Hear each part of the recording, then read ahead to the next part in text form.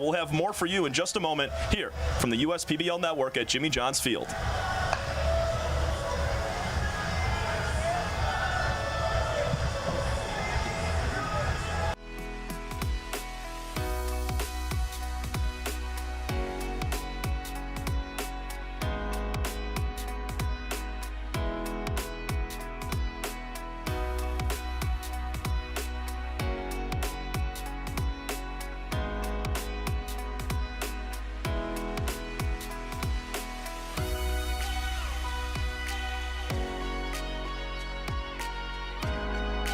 Throughout your life, from big moments to ones well-earned, we're your financial guardian angel.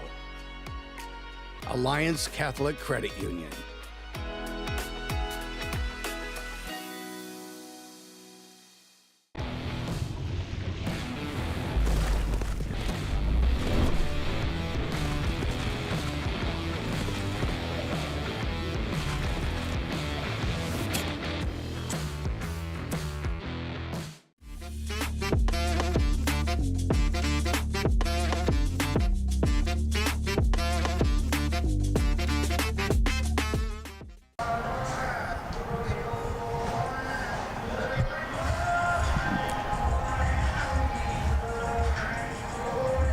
Welcome back into the USPBL pregame show. Alongside Alex Johnson, I'm Tom Cavanaugh. It's a cloudy Saturday here as we're inside the Westside Woolly Mammoths dugout. And Alex, it's a great matchup today between the Beavers and the Westside Woolly Mammoths. But let's dive into that pitching matchup today. Going for those Beavers is Greg Lokinen. He has been red hot, leads the league in strikeouts, going against Zach Zeborowski for the Mammoths. Yeah, Lokinen has done really well here to start. Been one of the bright spots for the Beavers this season, despite the 1-7 starts, leading the league with 22 strikeouts, only 7 walks. He's going to look to be a tall task for these Mammoths hitters here today, as he has been on a roll here to start the season. We've seen him a lot here in his first few starts of the season. He just gets in control, and once he's in it, he's on a groove, and it's tough for the opposing hitters to stop. And taking a look at here for Zeborowski here today, going to be starting against for the Mammoths, against the Beavers. In his second start, he's going to be looking to get back into the swing of things after a tough one in his last outing against the Unicorns, going 2 innings and 5 runs. He had 4 walks in that start as well, so looking to right that and get a few more strikeouts on the board for a team in the Mammoths that put up 12 runs back on Thursday. A ton of home runs across the board. We saw Dre Williams-Nelson go deep, and it was just an awesome game from Westside. They're trying to continue that and keep the run support high. Yeah, Dre Williams-Nelson's been on a tear, and he was the player of the week a couple weeks ago, had another home run on Thursday night. He's looking to be one of the key players to look out for this season. And it was also Francis Florentino. Like I mentioned early on this season, Tom, it was like game 2 or 3 of the season where Francis Florentino was off to a little bit of a slow start, but he's picked it right back up. He had 2 home runs against the Unicorns last Saturday in the doubleheader we called, and he's looking to pick up where he left off when he was here last season in the USPBL. I'm looking forward to see what he does here tonight. Alex Garbasic was out of the lineup on Thursday. He was a healthy scratch. He's back in today playing third base. Really excited to see Alex as well. This is going to be a great matchup. And now over to the Beavers side. As we talked about, not a ton of run support for him this year, but they have a couple guys that have been smacking the ball around. Ray Hilbrick, only guy hitting over 300, and Bramden Perez, a couple of really nice lefties for this team. Yeah, Hilbrick, the defending batting champ from a season ago. He's looking to continue why he's going to be a tough player to stop for the pitchers here tonight, and why he's one of the best players in the league. And then Bramden Perez continues to be one of the really good newcomers here in the USPBL, having a good start for him as well. And both of those guys are going to look to carry the load here and get the Beavers back to their winning ways. Yes, sir. It's going to be a great matchup on a cloudy Saturday. Doubleheader coming at you from Jimmy John's Field on the USPBL Network. We have the Birmingham Bloomfield Beavers at 1-7 with Greg Lokinen on the mound, taking on the Westside Woolly Mammoths at 4-4 with Zach Zeborowski. When we come back, first pitch and lineups from the USPBL Network.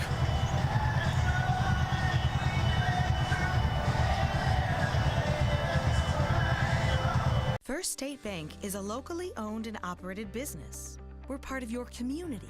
At fsbcares.com, you'll find ways that we're making a difference by featuring locally owned and operated businesses, providing access to helpful financial resources, and engaging with community.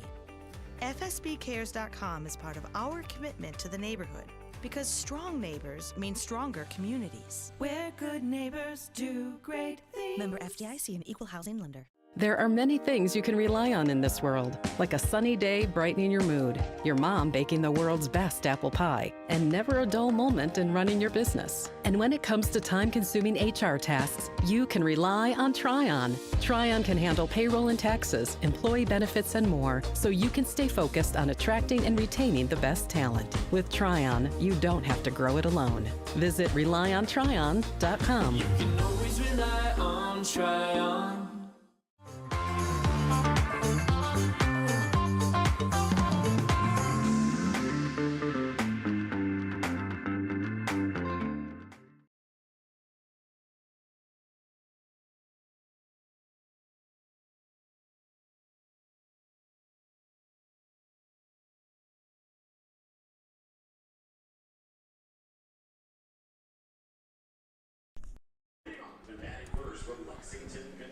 A cloudy Saturday afternoon here in downtown Utica, Michigan.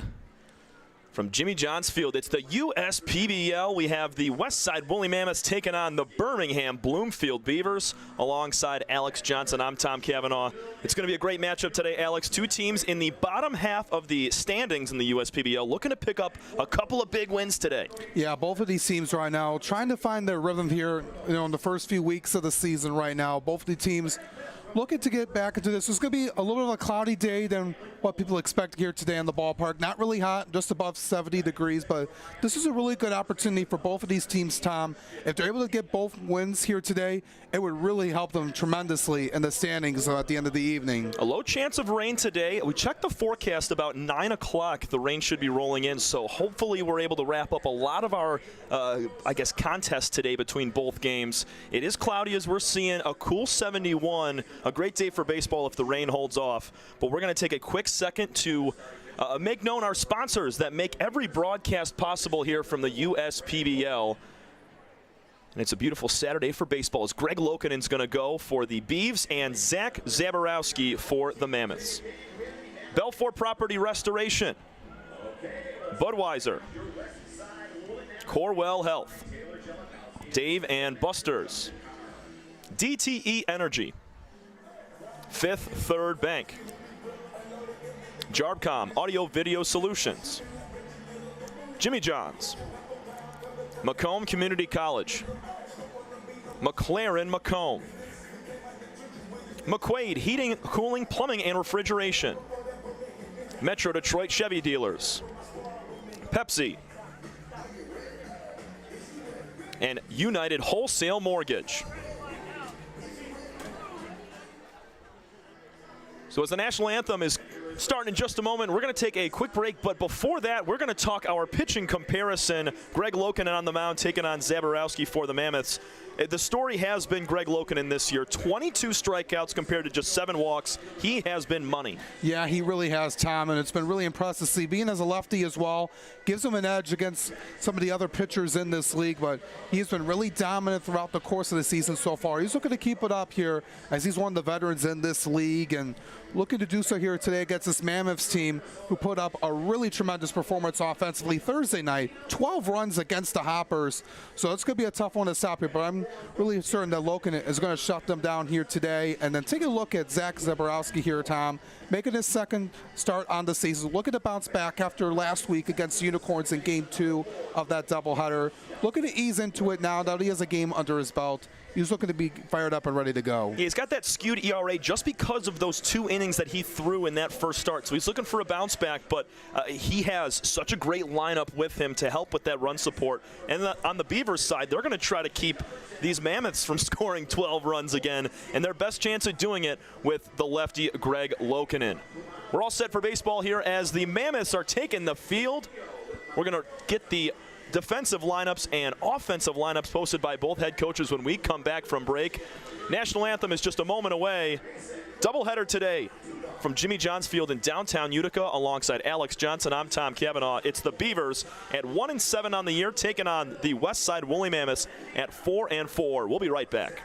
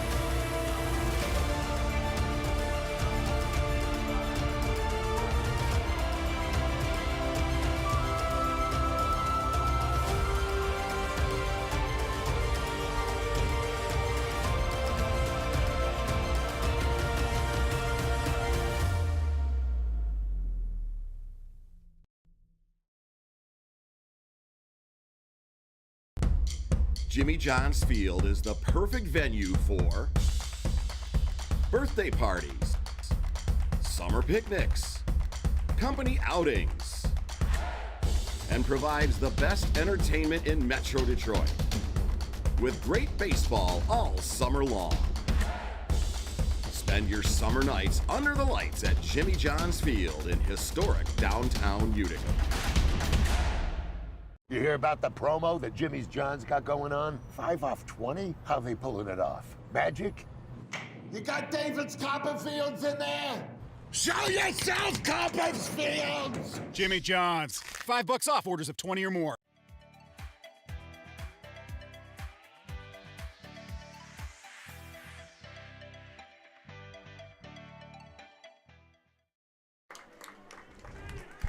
Sun beginning to peek out just a tad. It's still high cloud coverage here at 71 degrees on a beautiful day for baseball. Taking a look here at the Birmingham Bloomfield Beavers lineup posted by head coach Josh Dombrowski. Leading off, playing shortstop is going to be Ben Wilcoxon. Batting second, playing second, Matt Piotrowski. Remember, Alex, Piotrowski went off last week in first game of a doubleheader. He's a guy to watch out for. Ray Hilbrick, the right fielder, batting third. O'Neal Burgos, the cleanup man, as the DH. Malik Bolin in left field. He's batting fifth. The first baseman is Christian Ortega. He's batting sixth. Bramden Perez plays center field and bats seventh. Ronko Stefanovic, the catcher, batting eighth, and rounding out the lineup, Peyton Schubert, the third baseman for the Beavs. Alex, one guy in this lineup here for the Beavers. Who jumps out at you? I'll take a look at it. You mentioned right here at the start lap, Matthew Piotrowski is looking to be really a key player. Now, one of the newcomers here that just came on about a week ago was going to be a key player to look out for. Number 3 through 12 on the season. But I'm also looking at Ray Hilbrick, leading the team in average right now with 333 with a couple of extra base hits.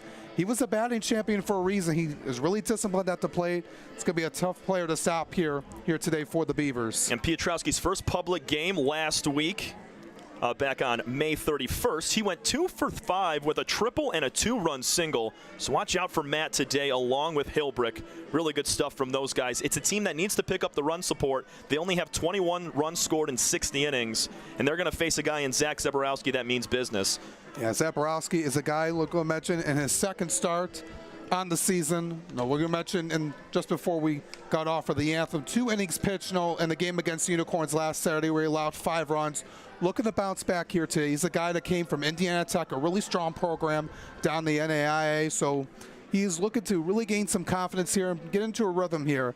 Had a chance to talk with him before the game, and he was just really happy, to having a chance here. Got a week off.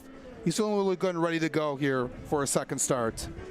It's a crafty right-handed pitcher in Zaborowski. He throws the sinker, the two-seam cut, about 40% of the time. He's going to mix in a slider, changeup, and a cutter just a little bit. So a myriad of different pitches out of the hand of Zaborowski.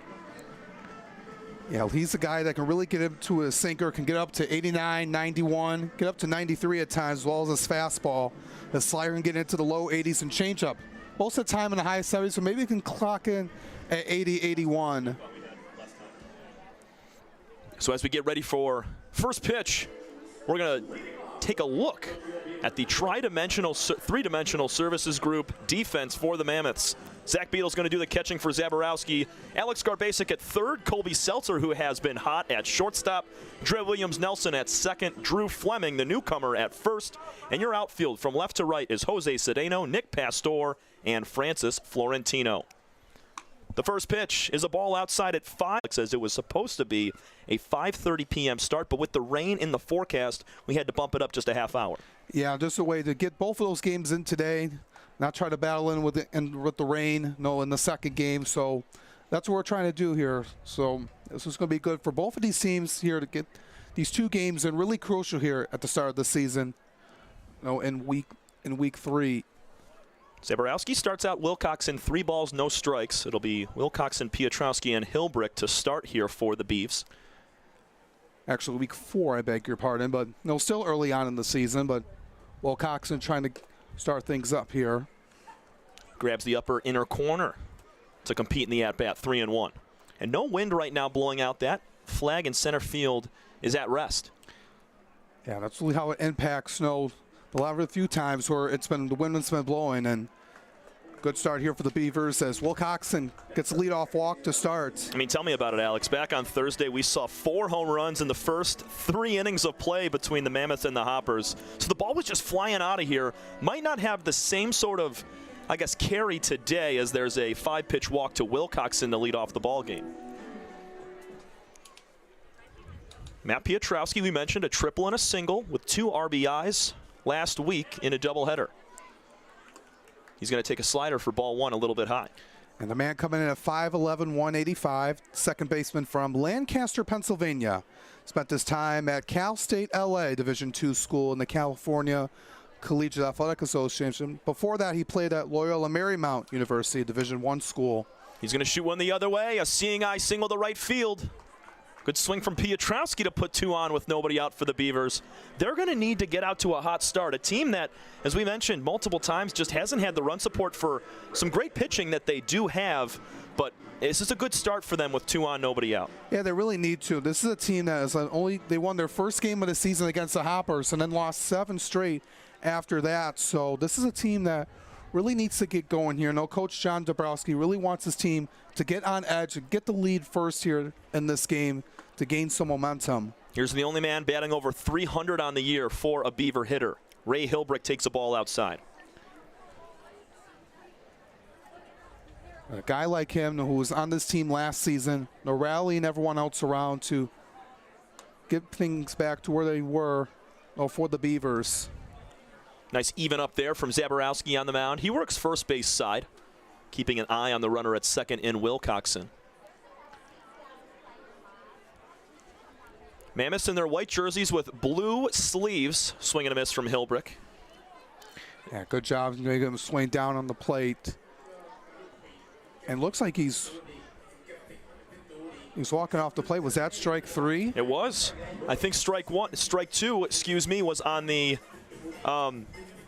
pitch count. I'm sorry. Yeah. So on the clock in center field, it must have been rung up as a strike, as Hilbrick is out number 1. And was confused us up here. Thought it was just going to be 1 and 2, unless we, like you said, it was a pitch clock violation on Hilbrick. He only saw 3 pitches there, and the opening pitch was a ball outside, unless it was called strike, and we just didn't see it. Zaborowski nabs his first strikeout and grabs the lower outside corner to move to 0-2 against O'Neill Burgos. Burgos is second on the team in average right now at 273. He's had some good power here in the start with a couple of home runs. And there's an inside corner breaking ball, a 3-pitch strikeout, and now 2 in a row for Zaborowski after allowing the first 2 men aboard. He gets 2 quick Ks. Yeah, really good work here by him. 2 of the really powerful hitters in this lineup and shutting them down on back-to-back Ks. And just some really good stuff here by Zaborowski. Now trying to get out of it here after allowing the first 2 runners on here with Malik Bowen, another talented player. Also the Beavers in their road navy blue jerseys with gray pants, red numbers on the back, and the Beaver logo on the left pec. Strike 1 is called on the outside corner to Bolin. Filling up the zone right now is Zaborowski. Yeah, he's been really found his rhythm so far after the last few pitches. There's a tap fouled on the third baseline over towards head coach Dombrowski, who makes a nice forehand play. 0-2 now to Malik. Now, Bolin right now in a little bit of a slow start, just 2 for 23 on the season for him. Last year he was hitting at 326. So he's the guy that is, if he can heat up, this Beavers offense will continue as well, because the numbers that Bolin put up were outstanding. And strike 3 looking. How about Zach Zaborowski in the first frame? Gives up a walk and a base hit to start and sits down the next 3 batters all on strikes. We go to the bottom of the first inning. We'll introduce the Mammoths lineup and the Beavers defense in just a moment. You're watching USPBL Baseball. We're for people, the pioneers, the underdogs, the players, and the slow and steadies. We're for people, for who they are and who they could become. Yes, we're a bank, and some say our business is all about money, but that's an old idea. Because look past the money, and you'll see real human lives. We see it, because we're for people. Huntington, welcome. doesn't heal all wounds. Hard work, perseverance. And we do. We're fighting cancer with proton therapy. And music therapy. We're turning back the clock on Parkinson's and outsmarting blood clots in seconds. Instead of days. Because this is her time. His time, your time. And it's time to show we can. Corewell Health.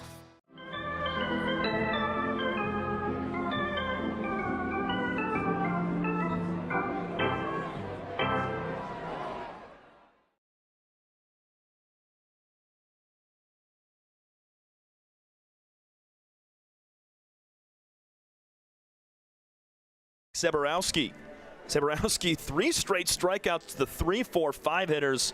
He's looking money. And now Greg Lokanen's going to have to face this tough Woolly Mammoths lineup. It's going to be Nick Pastor leading things off in center field. Batting second, Francis Florentino. A week ago had 2 home runs in a doubleheader. He's in right. The DH batting third, Fox Liam. Cleanup man Drew Fleming at first base. Dre Williams Nelson will bat 5th and play second. Colby Seltzer, he had a 3-run jack back on Thursday. He's playing shortstop, batting 6th. Doing the catching today for the Mammoths, Zach Beadle in the 7th spot. Jose Cedeno bats 8th and plays left. And Alex Garbasic, he was a healthy scratch earlier this week. He's at third base, batting 9th. And they're going to face a guy in Greg Lokanen that has been really crafty. A ton of strikeouts. He's got a 1-1 record in 17 innings pitched, a 4.24 ERA, but it doesn't get any easier facing this Mammoths lineup. Yeah, it's going to be a tall task for Lokanen here today. Those numbers are really showing out here, those 22 strikeouts. So he's a guy that's really going to really force the Mammoths to really hit some over the plate and try and use his pitches to his advantage, maybe go outside the zone, get one inside to get a call from the umpire. But it's going to be a tall task for Lokanen here today. I know he's had some really good numbers here to start, good outings, good performances. Well, he's going to try to get this team back into the win column after on a 7-game losing streak right now. It's really tough to get out of that slump. But if they're able to do so here today from their ace on the mound here today, it'll feel really good for Coach Dombrowski and the squad. Yeah, they definitely need a big win. And who better to be on the mound than the crafty lefty working third base side of the rubber as he goes over the head. Starts out 1-1, and now a breaking ball misses a bit high to 2 balls and 1 strike to Nick Pastor. Pastor had on in the bottom of the first inning. That was back on Thursday when the wind was absolutely gushing out in all directions.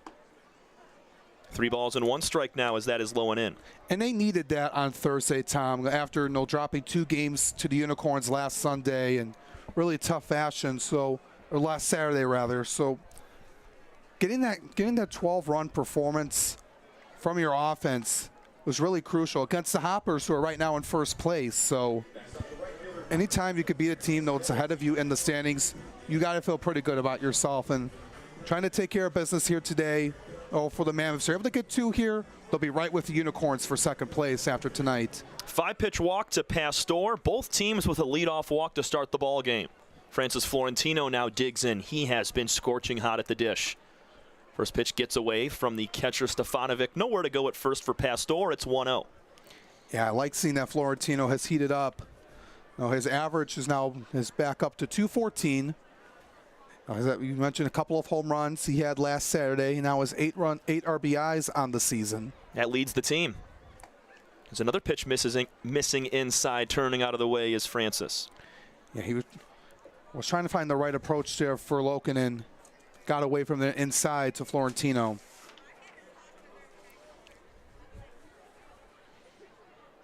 Lokanen grips the ball in his throwing hand as he comes set right near the chin. Takes a look down at first base at Pastor, who's got a few stolen bags this year. Fouled away on the 2-0 from Florentino. Yeah, he went right back fastball right there in the top part of the zone, and Florentino will have to foul that one off. Just a good pitch to swing at. Pastor has been caught once attempting a bag. Stefanovic has not thrown anybody out this year on 7 attempts. Another foul ball out of play from Florentino moves the count to 2-2. He's going to try to get everything he can. Any good pitch he gets from Lokanen, he'll try to rip one out. So we said Florentino a couple of bombs last week. Laser beams out to left field. The 2-2 from Lokinen, pulled on the ground, fair down the third baseline, all the way into the corner. Coming around third is Pastor. He's being waved home. There's going to be a relay at the plate. No, there won't. They hold up the throw, and scoring is Pastor. Down at second is Florentino. He's cut down as he overran the bag. So an RBI for Florentino, but he's out at second. Came off really hot there. Down the hot corner, just fair. Came off at 100 miles an hour with the exit velocity. And what a good job by Taylor Jalikowski to round Pastor all the way from first base to score. And then Florentino, he got it to second base. I think it just went a little too far, and then they realized it, and he got cut down. So the base is clear now with one out. Fox Leon breaks his bat. Ground ball back to the mound. Lokinen fields, throws. 2 gone. Got to give a really good credit to Ben Wilcoxon in a moment, but let's take a quick look at the Beavers defense presented by Three Dimensional Services Group. Ranko Stefanovic behind the dish doing the catching for Lokinen. Peyton Schubert at third, Ben Wilcoxon at shortstop, Matt Piotrowski plays second, and at first Christian Ortega. And your outfield in left, Malik Bolin, center fielder Bramden Perez, and in right, Ray Hilbrick. Drew Fleming, big swing and a miss on the first pitch.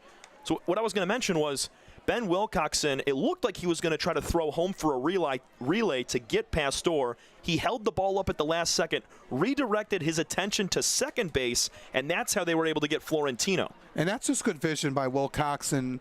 You want to be able to play the hero, make the hero play at home plate. He recognized that, no sacrifice the run. Then he realized Florentino went a little over past second base.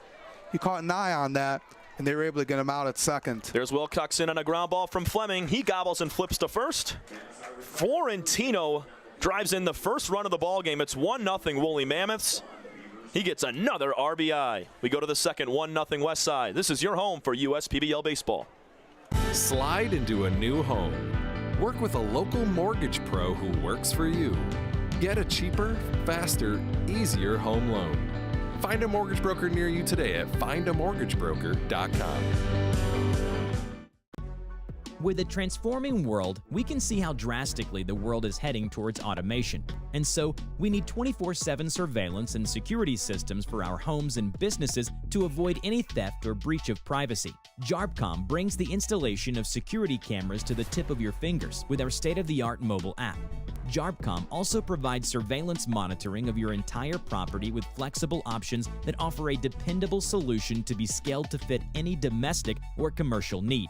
Contact JARPCOM today for a free estimate at 800-369-0374 or look us up on the web at jarpcom.com.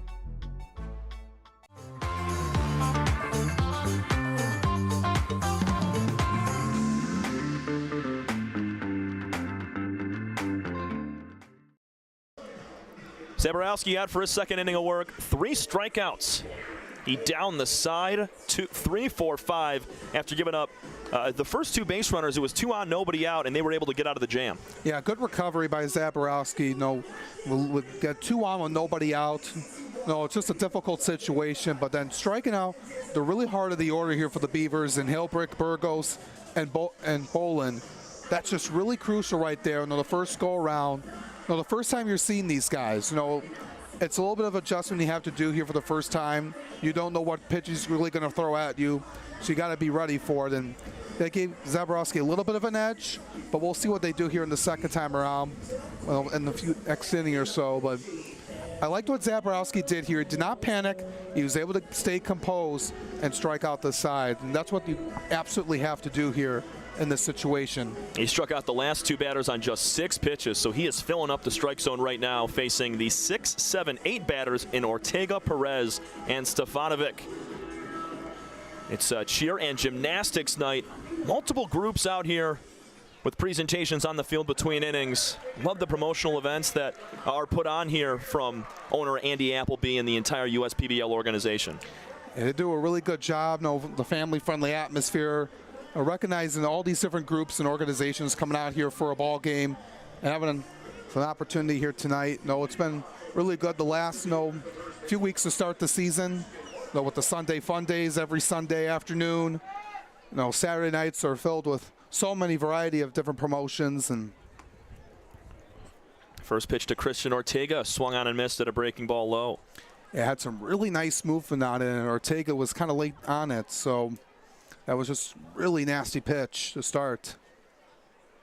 Christian Ortega spent time at a few different colleges, Davis and Elkins back in 2020 and 21, and Tusculum University, a Division II in Tennessee for his last 2 years, finishing up in 23. 1-1 pitch coming out of Zebrowski's hand, chopped on the ground to third. It is a fair ball.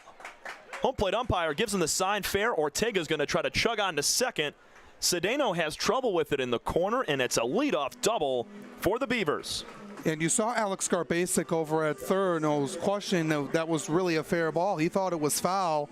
He kind of just stood there, and then it was kind of like late realizing that Ortega was going all the way to second, and he picked up on it. And this is what you need here if you're the Beavers. Take advantage of everything you got. Bramden Perez will dig in the left side of the box now. 3 lefties in the lineup today for the Beavers. 3 also for the Mammoths. There's a fastball just missing a bit high, 1-0. Perez standing in right now at 233 to start the season, with a couple of doubles and 3 runs driven in. And we mentioned him as a guy that we're going to be looking out for. He'll sky one in the air. Left side, shallow left field. Calling for it, Garbasic, the third baseman. He comes down with the catch. 1 gone with the runner in scoring position. Yeah, a lot of foul ground to work with, and just good communication there by Garbasic, as Cedeno and Seltzer were right there, to call it off and to make that play. Especially, Alex, it's not a bright sunny day right now. There's some white clouds, some dark ones as well. So when that ball is up in the air, sometimes the sky, when it's gray, can play tricks on you and kind of mask, and the ball becomes a little bit invisible at times. Yeah, it's really different than you're out playing a 1 o'clock game on a Sunday or a 7 o'clock game at night, and you're in the pitch black. So we talked about the early start we had today, 5 o'clock prompt start, and instead of 5:30 for game 1. Game 2 will start 30 minutes after the conclusion of this one. Just 6-inning ball games from our doubleheader today. 1 ball and 1 strike to Ranko Stefanovic. 1 for his first 10 to start the year for Ranko.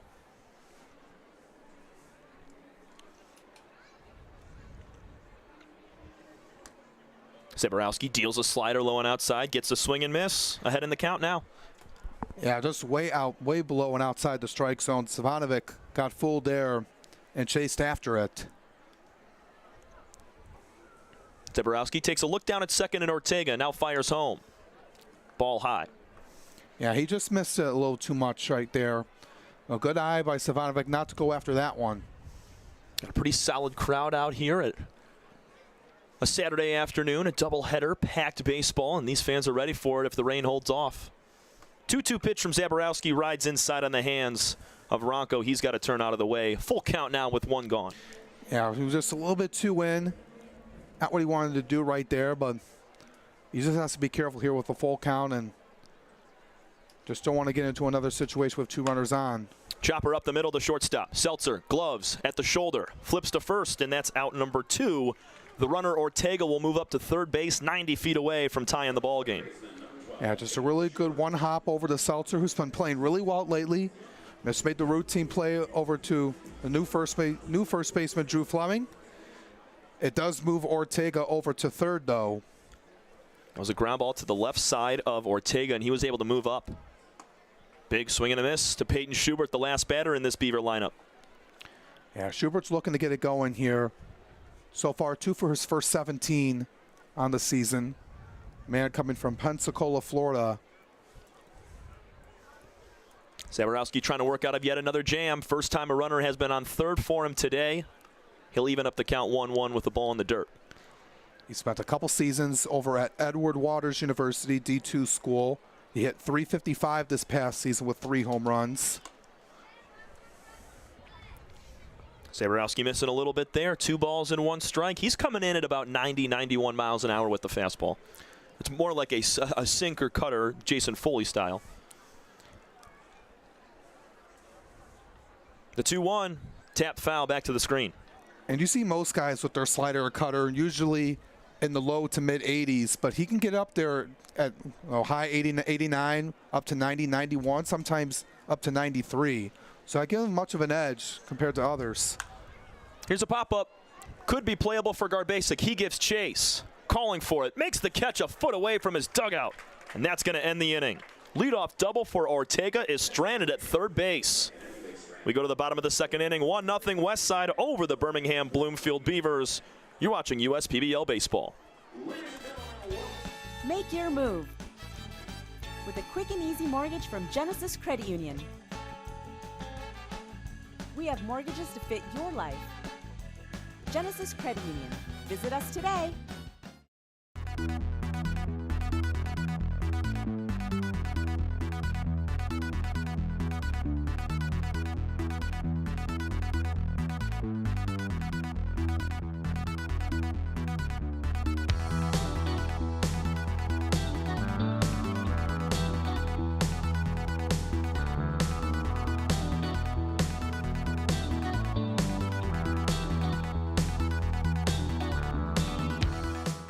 We're the financial champion of Michiganders.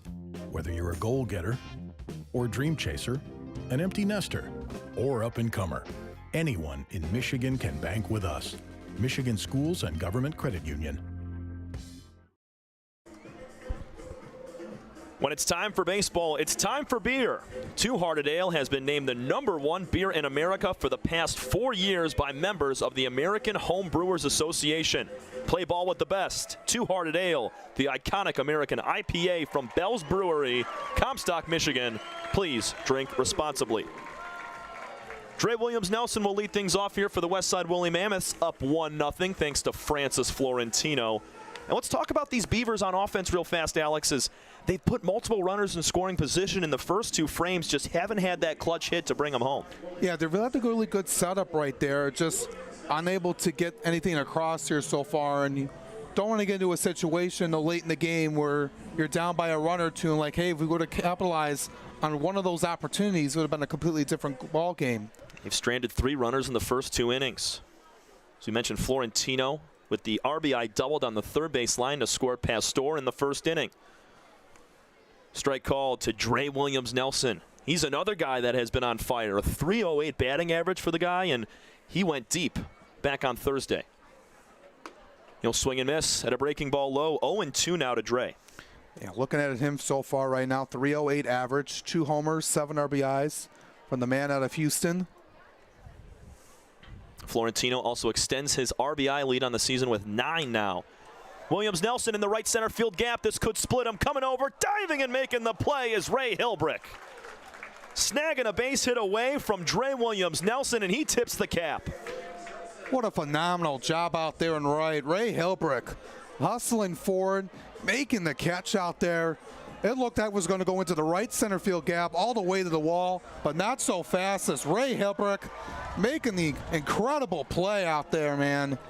Great work. Superman layout in the gap, and that ball just hung up for a little too long and gave Hilbrick time to get over there. I thought the same thing as you, Alex. Thought that was down. Here's a foul ball on a jam shot off the bat of Colby Seltzer.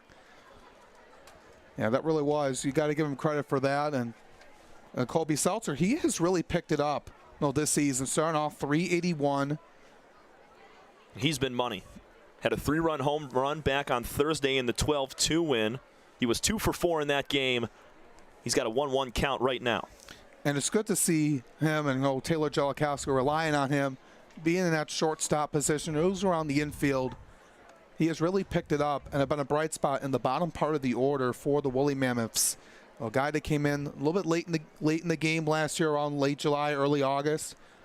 He's gained a lot of experience from that last year's stretch, and now coming into this season with a year under his belt, he has just been really. This has been really impressed to see. Let's see if Ortega's got a chance at this one on the right side foul. It's going to hit over the side in foul territory. 1 ball, 2 strikes. It'll stay on Colby.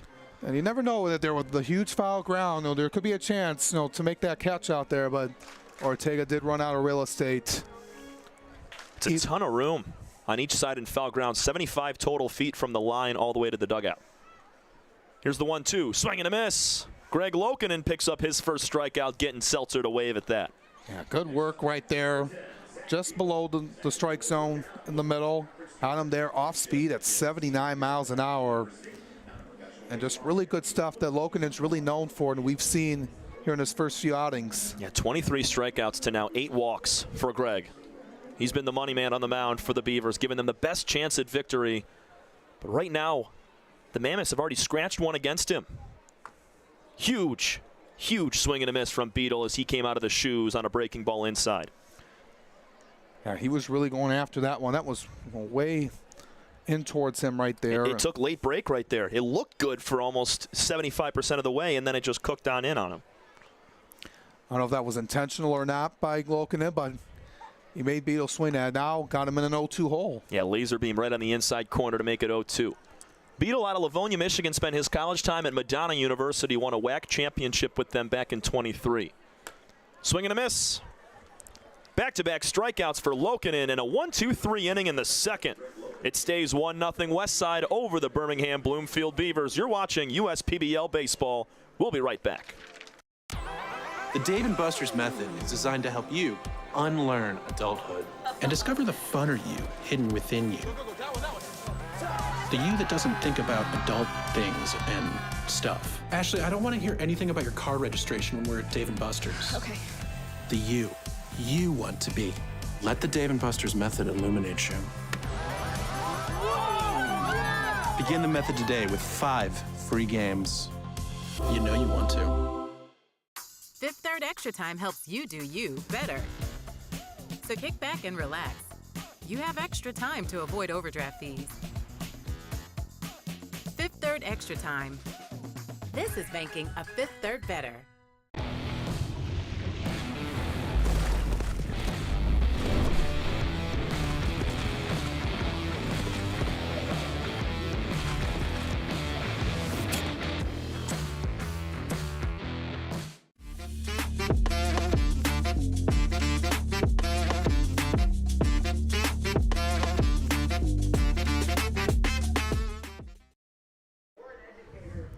Welcome back into Jimmy John's Field in downtown Utica, Michigan. Alongside Alex Johnson, I'm Tom Cavanaugh. A jam-packed day of baseball on a cloudy Saturday afternoon. It's cheer and gymnastics night at the ballpark.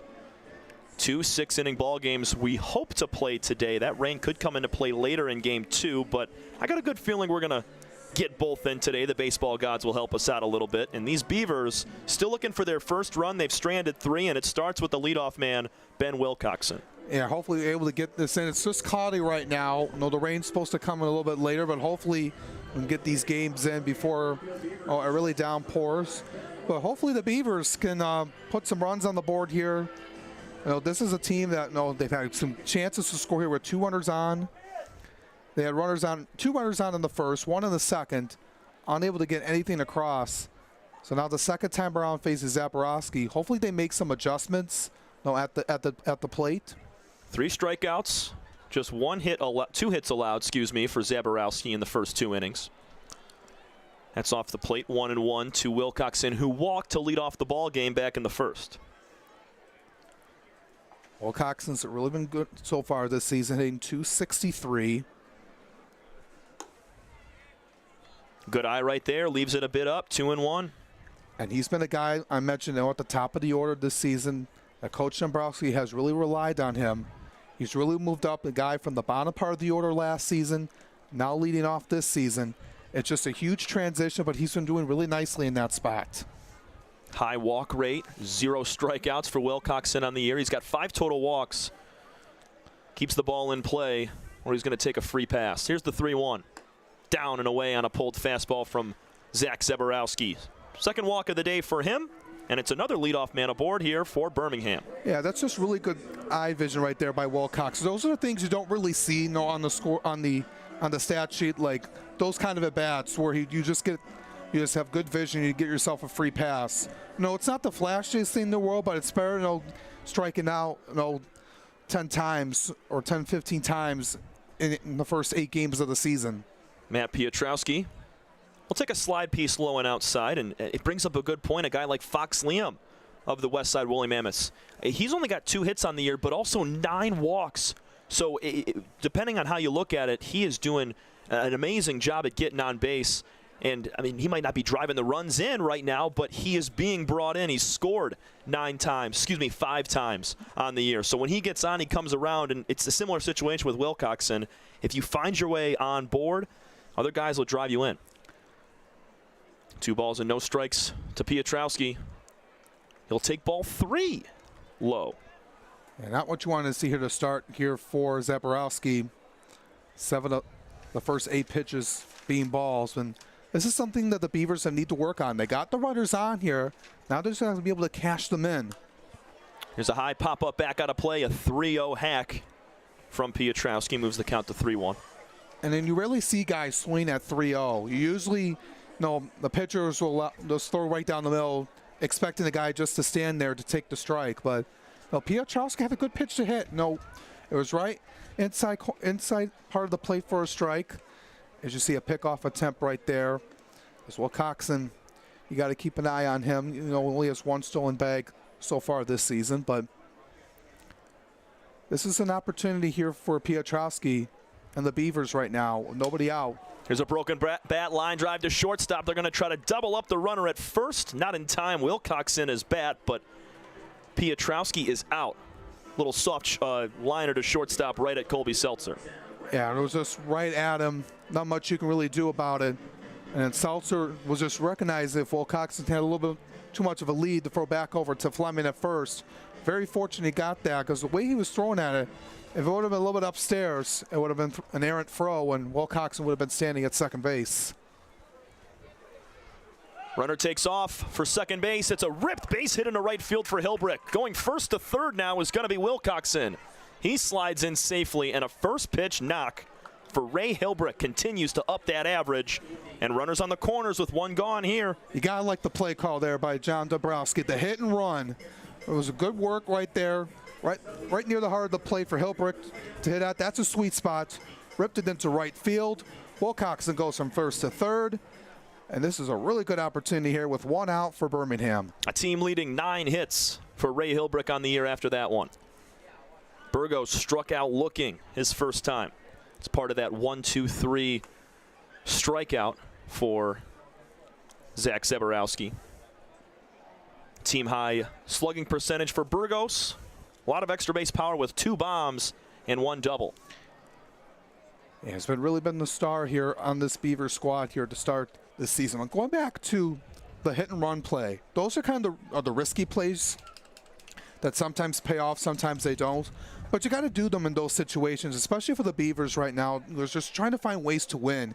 You got to be able to be creative sometimes and think outside the box of how to be able to produce runs, get opportunities to score runs. And doing it right there with Hilbrick at the plate, had a really good hit on the money right into right field to get Wilcoxon, who was trying to steal second, get him an extra base over to third. Hilbrick's got a good lead over there, does not take off. It's a strike called to Burgos. Tied up at 2-2 now with 1 gone. It's 1-0 Woolly Mammoths. We're in the top of the 3rd inning.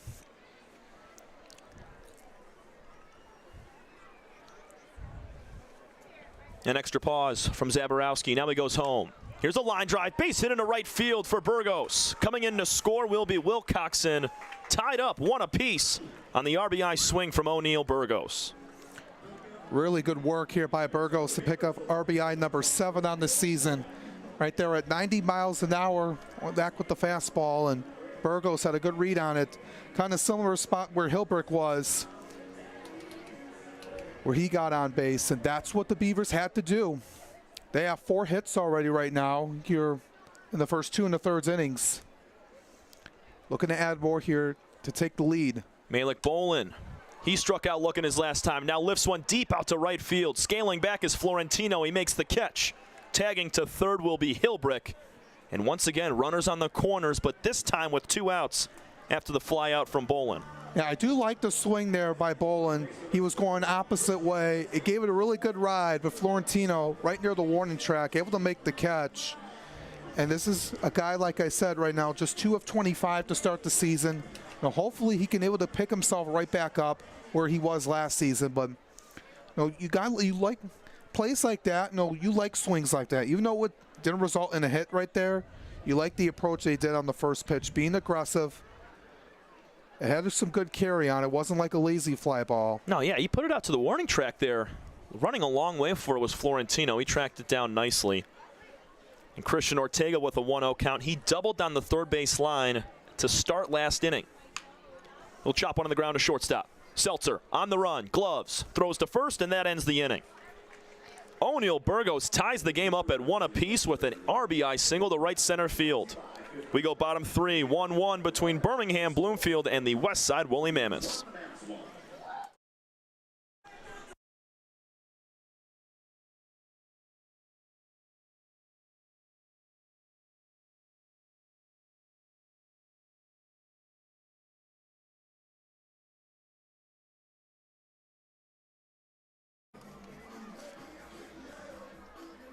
In the third inning, JJ the Water Boy, always the most key player for either side in the USPBL.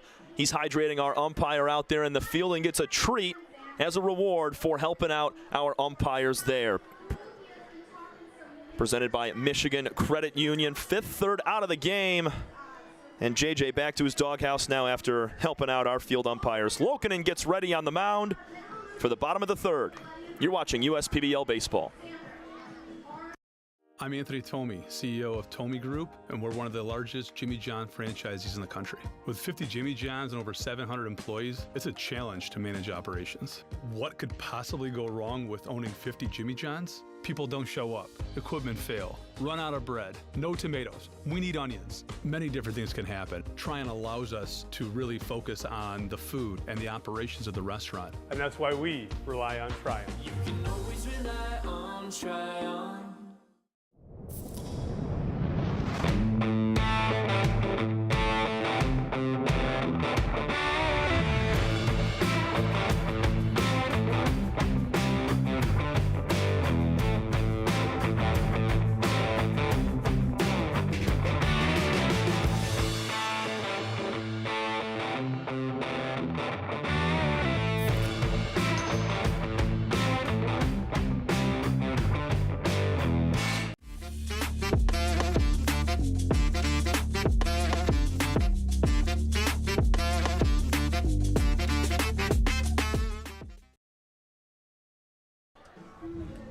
Like the Empire, the Beavers strike back for 1. O'Neal Burgos notches another RBI on the year. And now Greg Lokinen, in a tie ball game, will face the bottom half of this lineup. 8-9-1 hitters in Cedeno, Garbasic, and then back to Pastor at the top. Yeah, just really good work by the Beavers. You know, to tie the game, you'd like to get a couple more runs on the board, but you'll take that. You know, we're approaching the bottom part of the third inning. But you got Lokinen right now facing to the bottom part of the order right now. So if you're able to get him to get on the groove here, get a quick inning of work, get your offense back up there to pick up where they left off. This is the final lefty-lefty matchup that Lokinen will see between the 3 lefties on the field for Westside, and Cedeno pops it up to second base on a 1-0 count. Catch made by Piotrowski. It's 1 up, 1 down here in the third inning. And we'll see how the Mammoths respond, you know, after allowing the Beavers to tie it up. Only 1 hit so far for the first 2 innings. Now, Lokinen got into a little bit of trouble in that first inning, allowing the double by Florentino on the run. We'll see if he eases in here now, like he did in that last inning. Alex Garbasic cocks the bat over the right shoulder and takes ball 1 in the dirt. And even though the Beavers only got 1 that inning, it's still good to see them be able to get those clutch hits. Burgos with runners on the corners, instead of a rollover ground ball to turn 2, he shoots it the other way and has a clutch knock. There's a foul to the screen, 1-1. Now, those are things you have to build off as a team that just hasn't scrapped together many runs this year so far. And you got to be able to capitalize on that. And this was a team that has just been really struggling so far. You know, like we mentioned, 21 runs to the first 60 innings of play. Soft ground ball to Piotrowski. He tosses to first. A quick 2 outs for Lokinen in a tie ball game. And this was a team that, you know, when runners in scoring position, with 12 of 64, just 188 coming into today average-wise. And so they've been not really have been clutch in those situations, but able to get 1 here so far. Looking to be able to improve on that. And these are guys who are trying to build themselves up for the next level. Mammoths with just one hit and that one run. It goes to Florentino. There's a breaking ball called strike on the inside corner to Pastor. He scored on the Florentino double. Ended up walking in the first batter of the day for Westside. Pastor lines one into left field for a single. Coming over to make the catch is Bolin, and a sharp turn at first for Pastor. He holds up there, thought about second base, but the left fielder, Bolin, got it in quickly. Yeah, this was a really good piece of hitting by Nick Pastor. Right at the heart of the plate at 86 miles an hour. I liked him going opposite way that time. It just took one hop right in front of Bolin. No, he was about to turn on the Jets to go turn to two, but he put on the brakes. Just a wise choice here. Oh, to keep the inning going. Now for Florentino, see if he can continue his hot streak. We'll take an inside pitch for ball one. Florentino doubled down the left field line, and then he was thrown out at second base as he overran the bag and couldn't get back in time. 1-0 grabs the inside corner to even up the count. Yeah, that's a really good location there on that breaking ball by Lokinen. Got him there at 75. Lokinen, a simple guy on the mound. Four-seam fastball, curveball, and changeup. Throws the changeup the least of the three. Going for second base. Caught at first by Ortega. He touches the bag for out number 3. It's a double play, unassisted from Ortega.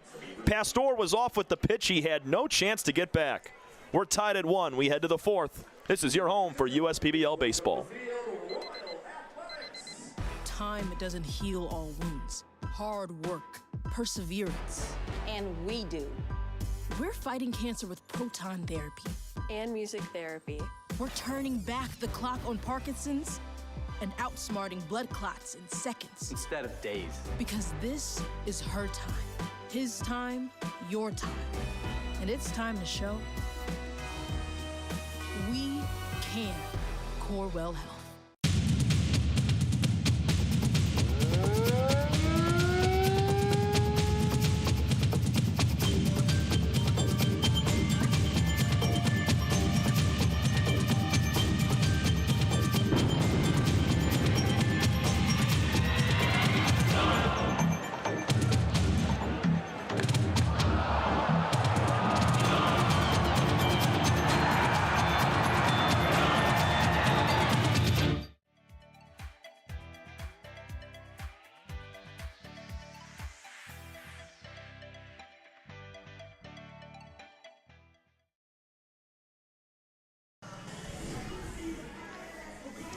Staying pretty cloudy tonight as the lights are on, and even though the sun might still be out, we're not seeing much of it.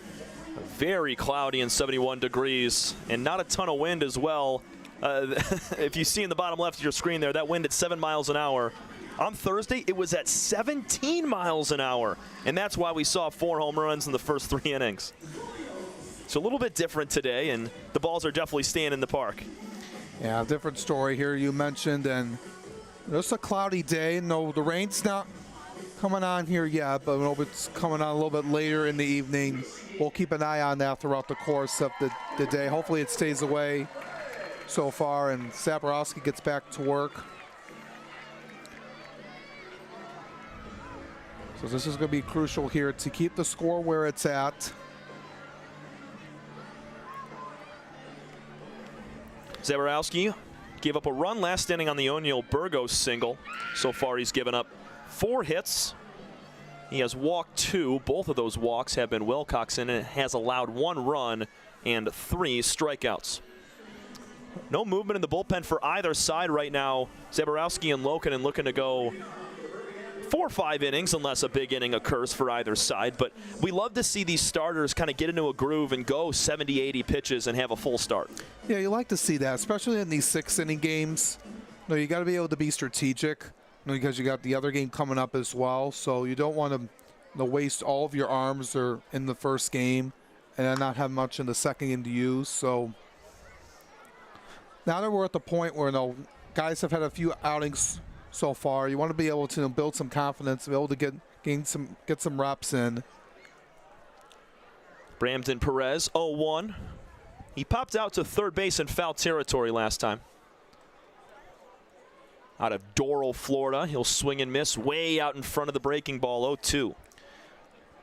A guy that with experience got drafted in the 32nd round by the Red Sox in 2018.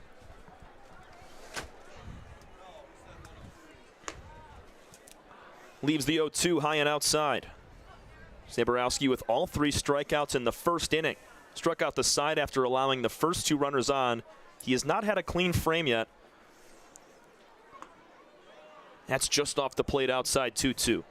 Yeah, there's just was a little didn't need to put that a little bit more in to get the call at home plate. Beetle showing signs now, setting up on the outside corner. The 2-2 from Zaborowski. Swing and a miss at another breaking ball down and away. Strikeout number 4 for Zab, and it's 1 gone in the 4th. Yeah, that's just some good stuff by Zaborowski right there, and Perez couldn't get anything off of it. He's just been a really good location at time, off the plate, down a little bit away, so he has been really good here. It's good to be able to see what he was going to do to respond after that tough one last Saturday. He's gotten some practice in, just been ready to go, and despite allowing that 1 run, he's had a really solid performance here so far. Yeah, he only had 1 strikeout and 4 walks in those 2 innings of work in his last start. And now it's completely flipped. 4 strikeouts, 2 walks. And he's exceeded the 2 innings that he went as he's working into the 4th. Ground ball to shortstop, gobbled up by Seltzer. Quick toss to first. Has 2 gone to start. And Zaborowski needs that easy inning. He's put runners in scoring position every time and has worked out of most of those jams. Yeah, he's done his job so far. He's gotten good command and able to get the Beavers to swing at pitches that have been down low, gotten some weak contact. I haven't seen a lot. He's gotten a couple of pop-ups in foul ground and a line out and 1 fly ball out to right field. So just been a lot of weak contact besides a few swings. Hilbrick and O'Neill Burgos with back-to-back base hits. That's really been it for hard hit contact out of the hand of Zaborowski. 1-0 to Peyton Schubert, who popped up to third base. Swing and a miss makes it 1-1.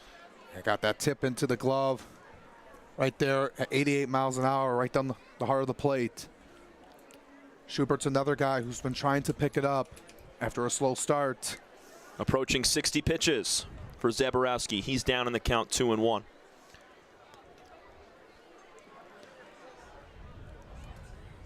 Yeah, right now just 2 for 18 to start the season for him. There's a foul back to the screen. I think there might be a tad bit of drizzle rolling through right now as the umbrellas have come out. With the windows open here right behind home plate, Alex, we're kind of seeing a little bit of it, but nothing too serious as that pitch misses high and outside. 3 balls and 2 strikes to the 9 batter, Peyton Schubert. Yeah, there's some fans just weary about it, getting the umbrellas out. Some fans don't know what to do, just go to the concourses to get out of the rain. Some of them came prepared too with the umbrellas. Looking at the forecast pregame, there's a walk to Schubert, so 2 gone. Has a base runner aboard for the leadoff man Wilcoxon.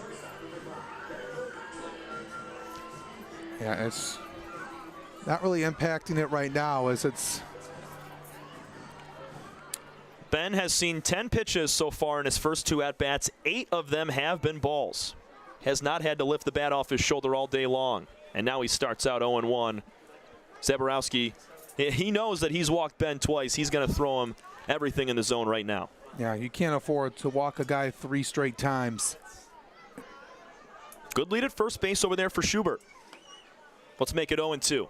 Yeah, good work there by Beetle to set that one up right at the knees of Wilcoxon to get the call from the home plate umpire. You got Wilcoxon in the 0-2 hole, forced him to take time. Not really much pressure for him, right? You said at the plate, got a couple of free passes, and now his mind has to change here, being down 0-2 with 2 outs. 1-1 tie. We're in the top of the 4th inning from game 1 of our doubleheader between the Mammoths and Beavers. Here's a ground ball to shortstop. Picked up by Seltzer. Quick flip over to Drew Williams-Nelson for out number 3.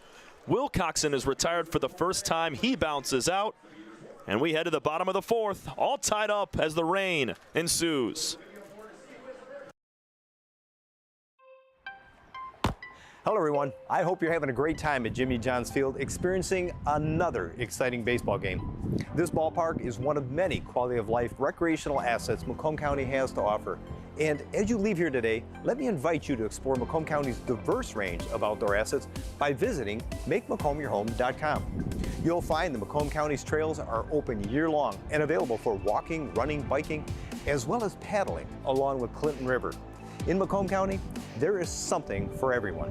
Find out more about Macomb County's 4 seasons of fun by visiting MakeMacombYourHome.com. Now let's play ball.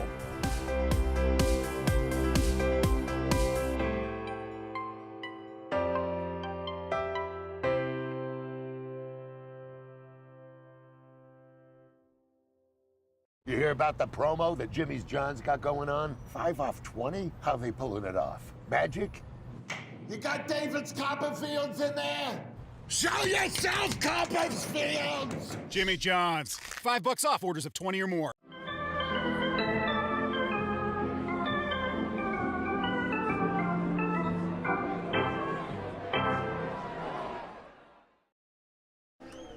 Some fans staying under the umbrellas, enjoying some baseball on a Saturday afternoon alongside Alex Johnson. I'm Tom Cavanaugh on the USPBL Network. Fox Liam will get things started for the Mammoths. And Greg Lokinen, after giving up that double to bring in a run for Francis Florentino, he's really settled down. Just one base runner. It was the single from Pastor last inning. Yeah, he's really gotten into a rhythm right now. Only 2 hits allowed for him. He's the guy that has been the horse here for the Beavers on the pitching staff, and really showing an example of how to get out of a situation, how to recover from one, rather. No, like I said, only that 1 base hit allowed, but he's been really in a rhythm here. He's gotten his work done here. Hopefully his offense is able to pick up here and take the lead for him, in the next inning. 1 walk, 2 strikeouts, and 2 hits allowed for Greg throughout his outing. That ball misses high and inside, 3-1. And I was talking with Fox Liam pregame, and I asked him, I go, have you ever started a season like this where you have 9 walks in your first 14 plate appearances? He's like, yeah, a lot of times guys will figure me out and don't want to throw me anything too good as there's a breaking ball in the upper outer corner. But I feel like a lot of the time we see Liam in a lot of 3-ball counts. Yeah, you just got to be careful, especially with guys, in the middle part of the lineup. You don't want to give them a meatball right down the plate. That's walk number 10 on the year for Fox Liam. That was a tough pitch to lay off as Lokinen kind of swung that breaking ball back into the inside corner, and he laid off. Yeah, that was just a borderline pitch. That could have gone either way. It was right out there for strike 3. So, maybe the umpire had a different eye of what we see. So. It can also be played off the catcher behind the plate, because if he has to move any direction and he's not set up right around the baseball, sometimes that can skew the call from behind the dish. So a borderline play like that can also be heavily relied on by how the catcher performs on that pitch. Drew Fleming starts out 0-1. He's still looking for his first hit of the USPBL season here in 2024. 1 ball and 1 strike, that's high. And one of the newcomers on this team, Tom, has a lot of experience. You came from Concordia University in Ann Arbor, team in the NAIA and the WAC, where he had really dominant numbers for him. This past season, he hit .427, 29 home runs, and 76 RBIs in 57 games played. And then in the 2023 season, similar numbers. So he's just had some really impressive stats. Yeah, 80 RBIs in 23. I got to see him a few games when he was at Concordia. Swing and a miss. He goes down swinging for the first time tonight. Got to clean it up as well. Drew Fleming had an RBI base hit back on Thursday, so he's already got his first hit and first RBI, but he goes down right there for out number 1. Yeah, he's going to look to find that success here in the USPBL, and he's going to be a guy to look out for, especially from him. Before coming over to Concordia, played at Wright State, really good school over in Division I, so. Troy Williams-Nelson goes around. I think he was hit on the back foot with a breaking ball, but his bat crossed the plate, 0-1. Yeah, good job there by Stefanovic to pick him up right there. And that's a nasty pitch from Lokinen, as Dre Williams-Nelson thought that ball was going to be hittable, and then it actually hit him. Williams-Nelson just trying to walk this off and get back to the plate. That rain's starting to pick up a little bit, making the baselines a tad bit soggy if you look over there at first base at Liam. No standing water yet, as it's still light rain, not a downpour. but could affect, I guess, guys digging into the dirt, either at the plate or on the base paths, and especially our pitcher as well, whoever's towing that slab. Yeah, no sign from here from the umpires yet. They're just letting this game go as far as they can before it really starts to become an issue. Well, you don't want to be able to delay the game. And yeah, we'll give you updates on if anything changes over the next couple innings and if the rain starts to get worse. A 3-pitch strikeout. Fastball inside corner freezes Dre Williams Nelson for out number 2. That's strikeout number 4 for Greg Lokinen tonight. Yeah, good stuff right there by Lokinen. Just froze Williams Nelson right there. Just kind of hesitating. Was that really a strike? And he was just trying to recover from that ball. He was wanting to hit him on for strike 1. So it's a chaotic at-bat for him right there as he gets hit with the first pitch, goes around, takes a fastball grooved, and then just on the inside corner. There's another slider that's almost attempted at by Seltzer inside on the hands for ball 1. It's going to come down to who's going to make the smart play, and it's going to come through here in the clutch. In games like this, in these kind of conditions, on a cloudy day with some light rain that we've seen so far, it's just a different situation than you're playing out under the lights on a dark night or playing out in the hot sun. So you're going to just see who's going to be able to come through in that situation here. There's a breaking ball set in for a strike at the belt. 2-1 now. Battling back is Lokinen. Fox Liam led off the inning with a walk, and Fleming and Williams Nelson both down on strikes.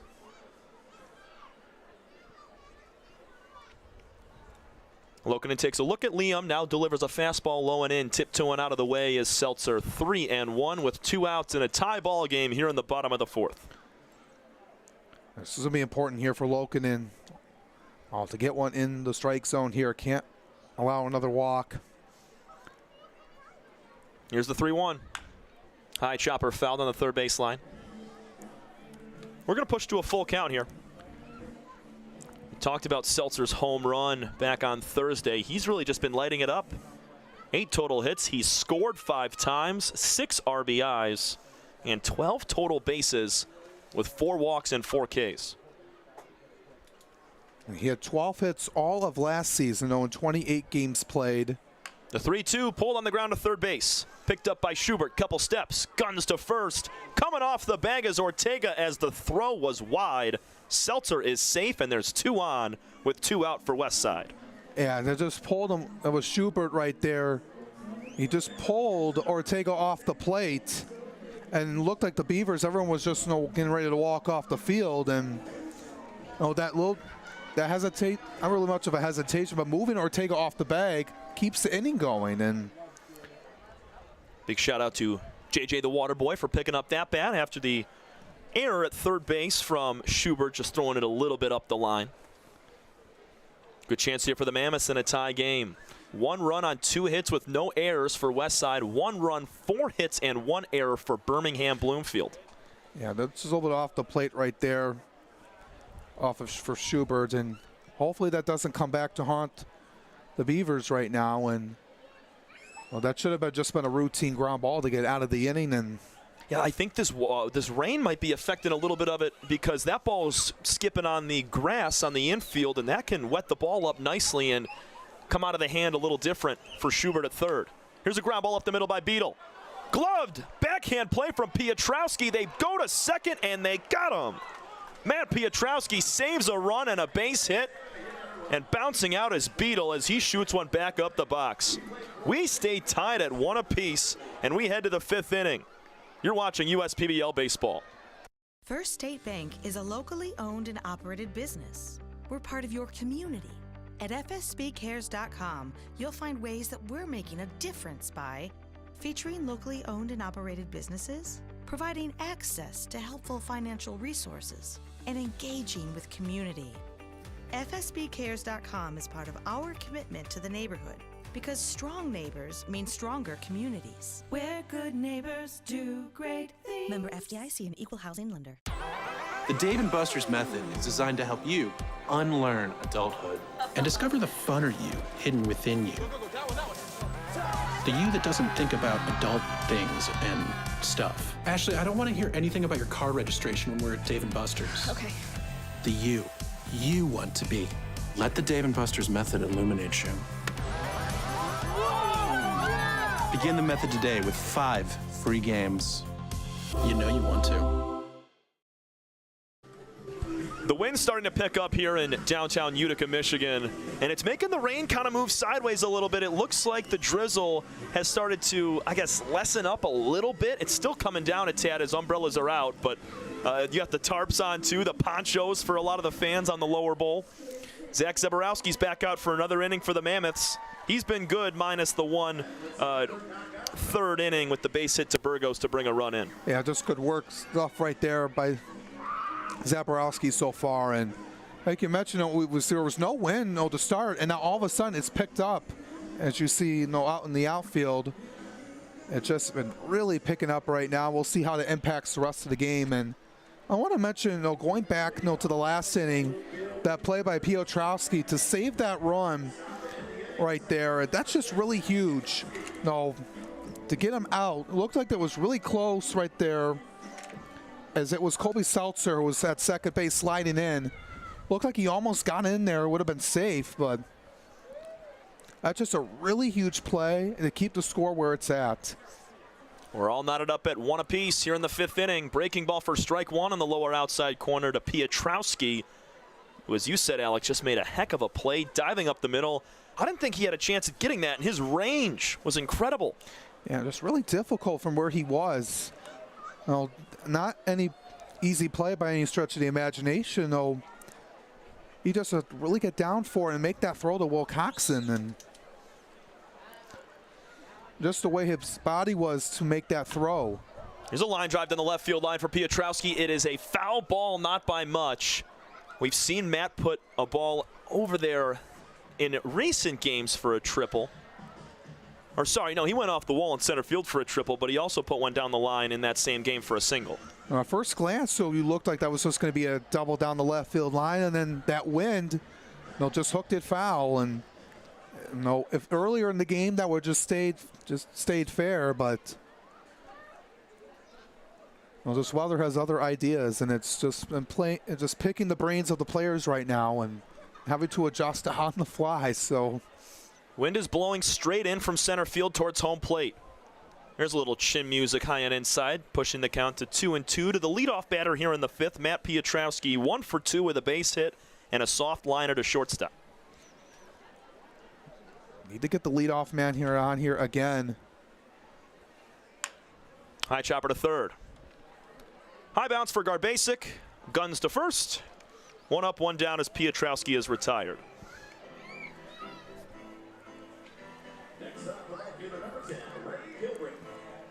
You got Ray Hilbert coming in now, responsible for the only run of the game for the Beavers right now. That's where we stand. And it looks like Ocho Delacausi is heading out to the mound. And is that going to be the end of the day for Zaborowski? It will be. Jellikowski will take the ball from Zaborowski, who had a heck of a start. Great bounce back outing after giving up a couple of runs, 5 runs in 2 innings his first time out. Well done from Zach. We got a new man on the mound for Westside. Yeah, looking at it coming in. Looking to see who's going to be coming in here for the Mammoths right now. And it'll be Jacob Meyer, crafty lefty. We'll get you the numbers when we come back. 1-1 tie here in the 5th inning with 1 gone, nobody aboard. You're watching USPBL baseball here from Jimmy John's Field on a rainy Saturday afternoon.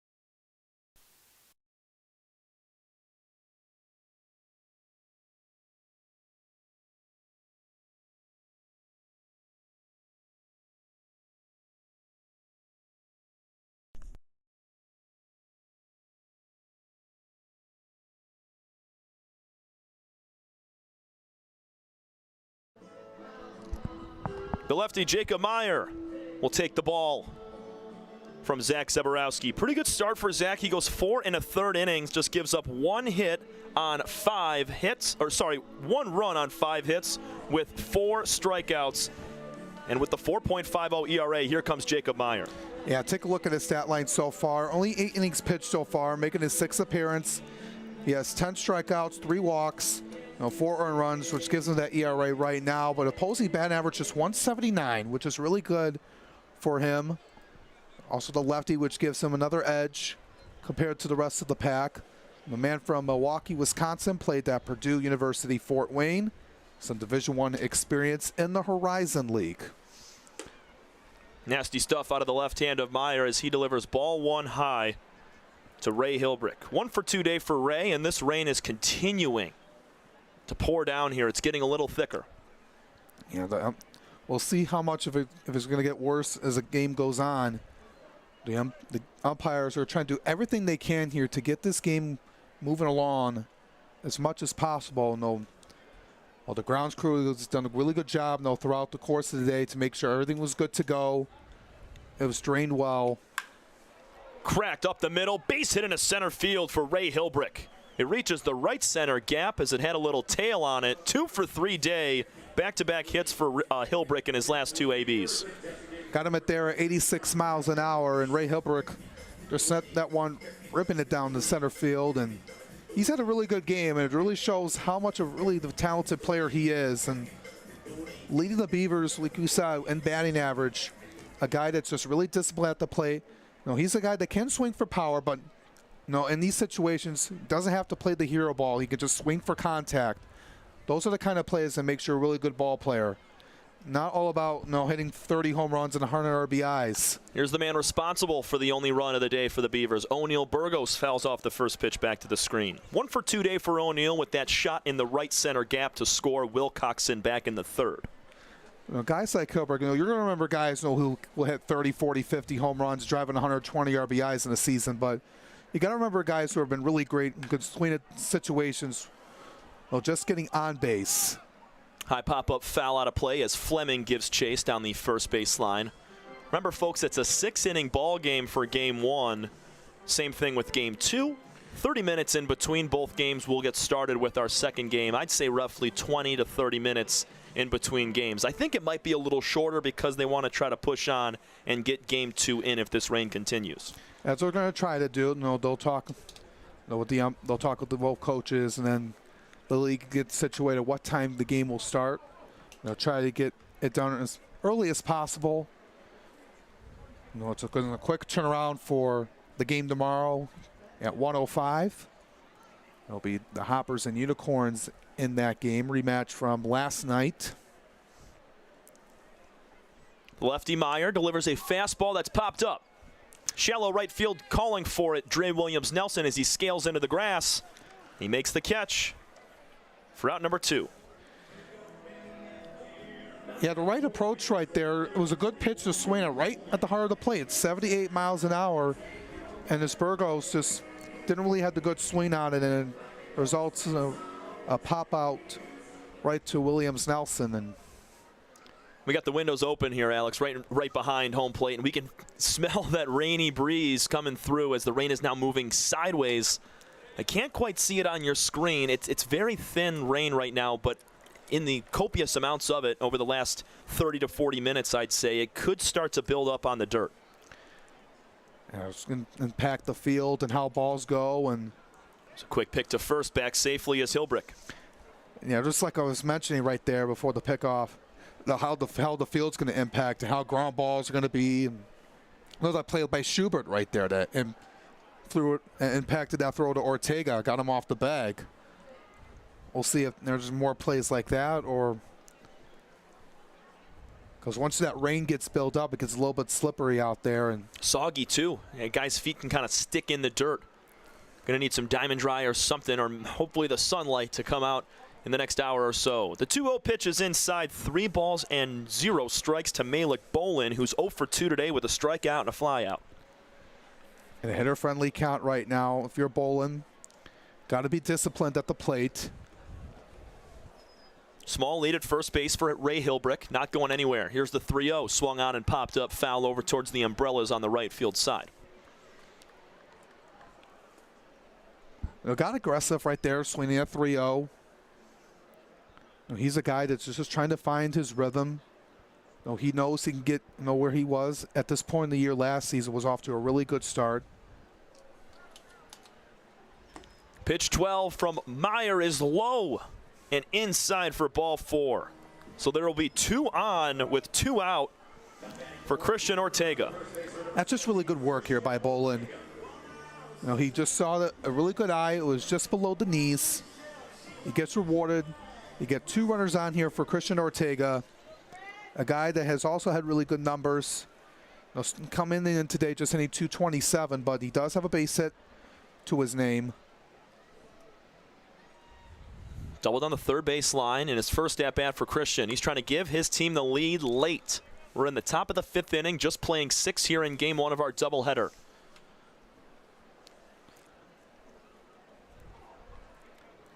Meyer checks the runner twice, now goes home with the 1-0.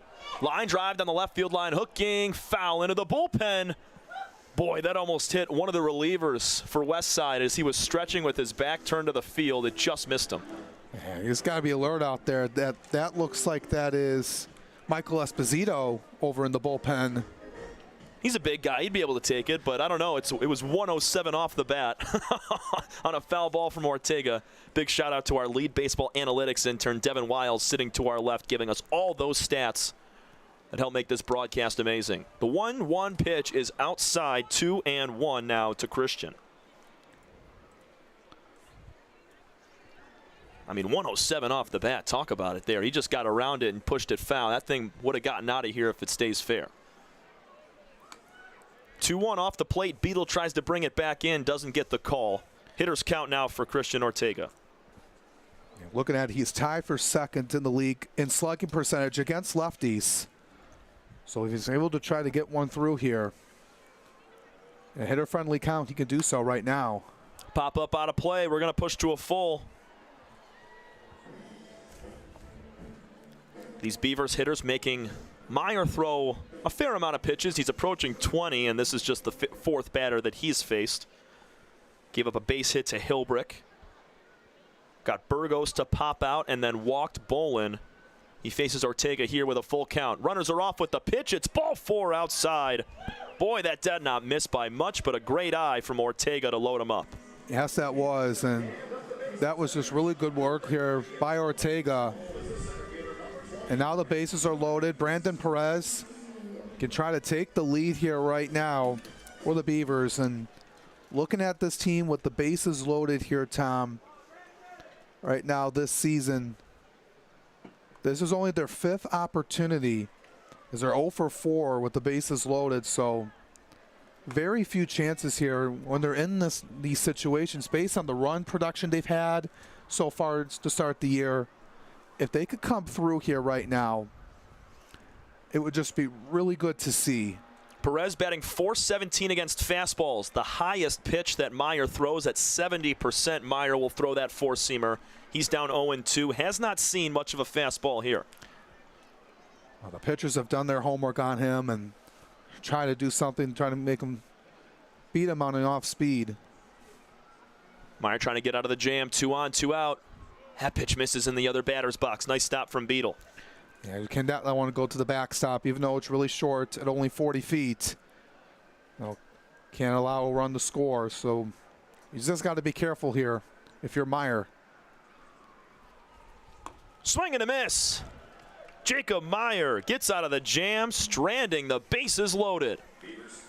We're tied at 1-1. We go to the bottom of the 5th inning, but before that, the Genesis Credit Union Take Me Out to the Ball Game 5th inning stretch is up next. You're watching USPBL Baseball.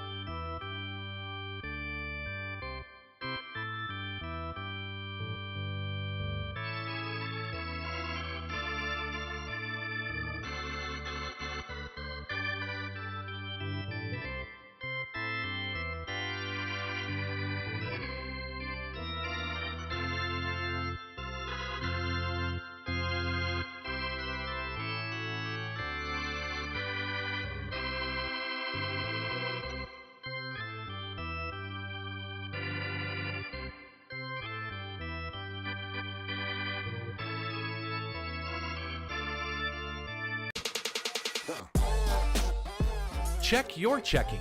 If your account doesn't get you pumped, amped, or geeked, make the switch to Genius Checking from Genesis Credit Union. It's just genius.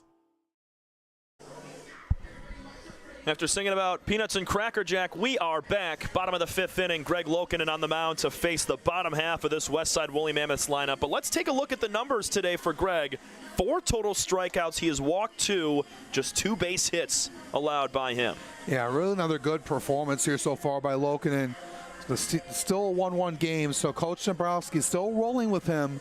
They'll try to keep it where it's at. It's a really good opportunity by the Beavers in the last inning with the bases loaded. Got nothing to show for it. So now their defense has to stand strong here again. We'll see if Lokinen will have enough in the tank to stop these Mammoths. Greg's going to get a fresh mound as they put some Diamond Dry up on the bump. Trying to keep everything dry right now as rain continues through the 5th inning of our first game of the doubleheader here from Jimmy John's Field. Jose Cedeno popped up to second base his first time, getting his second crack at it here. Looking at it here for Cedeno is the man from Venezuela that played in the Philadelphia Phillies farm system. Came in today hitting .227 on the season. Cedeno has some pop in that bat. Haven't seen him go yard or split a gap yet, but we know he's got it. Watch a lot of batting practice while we're here, Alex, and we watch guys like Drew Fleming put balls off the scoreboard, Cedeno as well. It's really impressive stuff. They just got to translate it into the ball game. Now, they were not playing in these rainy conditions when they were in batting practice. And it's a nice shot from Cedeno into right field. A base hit. Keeps that one on the ground, but hit hard. Yeah, 98 miles per hour, right down the middle with the exit velocity. And Jose Cedeno, you get the leadoff man on. You start to cook something here. You got Alex Garbasic, who's in the 9th spot here today.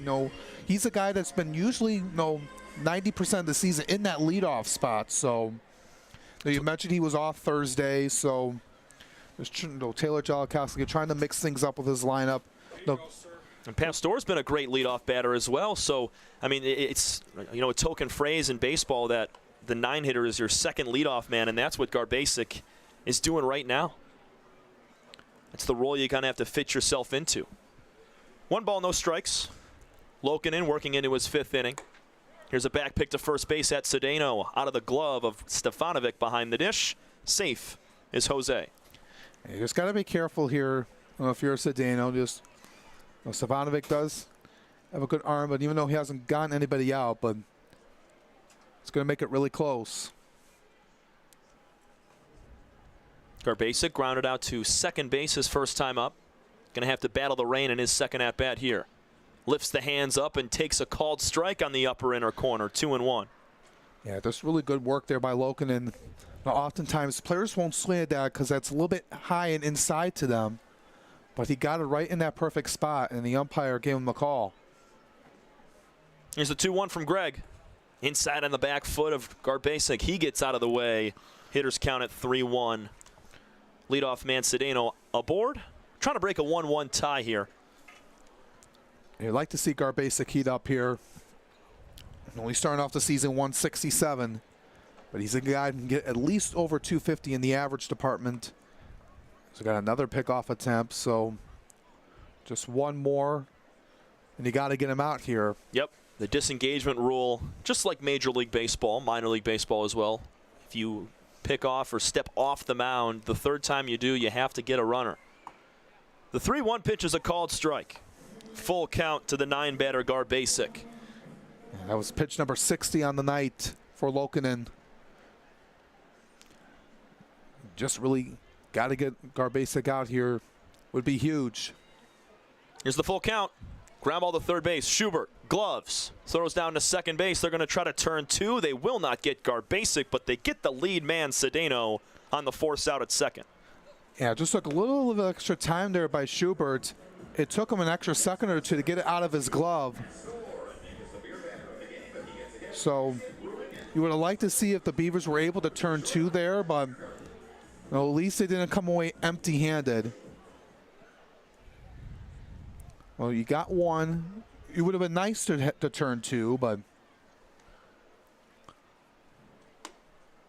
First pitch to the leadoff batter, Nick Pastor, rides high and inside. 1 for 1 with a walk today for Nick.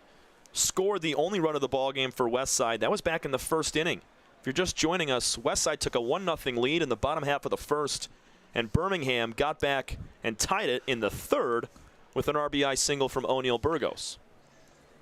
Yeah, this has been a really good showing here in Game 1. The offense has been at a premium so far after we've seen the last few nights with the Mammoths scoring 12 on Thursday. Well, the Beavers haven't played until Tuesday this past week, so they've had a few days off to recover. They lost 7-1 at the Unicorns Tuesday in the non-public. Good stop from Stefanovic behind the dish, keeping that ball in front and holding Garbasic at first. 3-1 now to Pastor. Yeah, so this has been a lot of rest for these Beavers coming into today, and then after these 2 games today, they don't play again until Thursday. So it's either like the rest or versus rust factor, and guys, staying active and playing almost every single day, and then having several days off, as you're talking about. It can affect you in one of 2 different ways. You want to be able to play in a rhythm in baseball. You want to be, guys, in the major leagues, you get a day off about once every 7 to 10 days. Here's a high pop-up, foul ground, third base side off the bat of Pastor. Coming over, Schubert battling the rain, makes the catch. That's out number 2 with the lone man Garbasic at first. That's a really huge out right there. Right there is, it could be tough here with the soggy and slippery grass. And especially for Schubert as he's looking straight up in the air to make that catch. He's got raindrops going right in his eyes, so anytime an outfielder or infielder has to make a play in the air during rain, it's always tough. Stealing for second, Garbasic. He's caught in the middle here. They're going to try to pick off back to first, and Alex gets back safely. He was kind of hanging out in between the baselines there, and he's back safe. Well, that was just really close. I don't know how he was able to get back. Usually when you're in a pickle like that, 99 times out of 100 you are out, but Garbasic somehow, some way got back. He stopped his steal about halfway and then delayed for a moment before diving back into first. This ball's going to hit Florentino on a slider. They're going to call a strike, though, as he went around. Garbasic's going to be sent back to first. So another pitch from Greg Lokinen that is swung on by a Mammoth that cuts in very inside near the back foot. Yeah, they're sending Garbasic back to first. Did he foul tip it, or I didn't hear? No, they're going to call a strike there. So the ball, even though, remember when Dre Williams-Nelson swung and missed on that ball that hit him? Yeah. Same deal here with Florentino. He got hit on the back foot there, but he still went around with the bat. So they're going to call a strike. It's 0-2, and because of that, and with the contact there, they're going to keep Garbasic over at first. But you're right, it might have caught a piece of the bat. Yeah, I didn't hear a piece of it. No. I know he's like it hit him, like you said, the same thing with Nelson, but 1 ball, 2 strikes, 70 total pitches now for Greg Lokinen. Rain continues here at Jimmy John's Field. Florentino, the only RBI for the day by Westside. Slow ground ball to third base. Schubert fields cleanly, throws down to second base. And Garbasic is out for the force, and that ends the inning. We have played 5 innings of baseball. 1-1 score between the Beavers and Mammoths. We go to the 6th. This is your home for USPBL baseball. We're for people, the pioneers, the underdogs, the players, and the slow and steadies. We're for people, for who they are and who they could become. Yes, we're a bank. And some say our business is all about money, but that's an old idea. Because look past the money, and you'll see real human lives. We see it, because we're for people. Huntington, welcome. I'm all in with HR and Organizational Development Council. I'm all in with Marketing and Business Development Council. I'm all in with Operations and Member Experience Council. I'm all in with CEO Council. I'm all in with Lending Council. I'm all in with CFO Council. I'm all in with Technology Council. Our credit union is all in with CUNA Councils.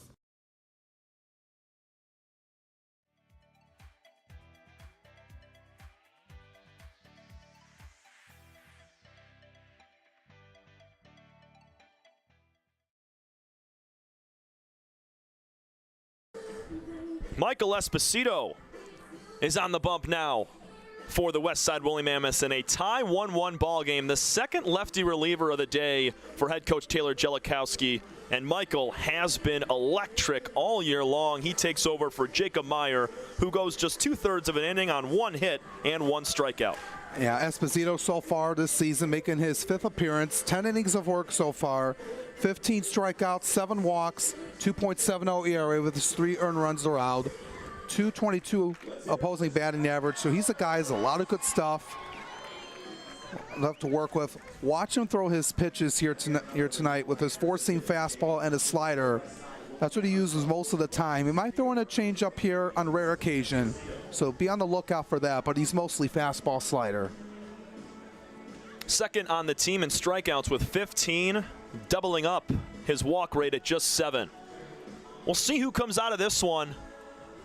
Final inning of regular baseball here in the 6th inning from game 1 of our doubleheader. If we push to extras, we're going to have the sudden death half inning. If we get to that point, we'll inform all of you on the rules and regulations on how that works. And head coach Taylor Jellikowski doesn't want to get to that point. He's 0-2 when playing that sudden death top half of the 7th inning in a doubleheader this year. Yeah, he doesn't want to be able to do that. He just wants to get his defense to hold strong here right now and get his offense back up here to get a win in the bottom half of the 6th. 8-9-1 hitters for the Beavers. They have put runners on every single inning.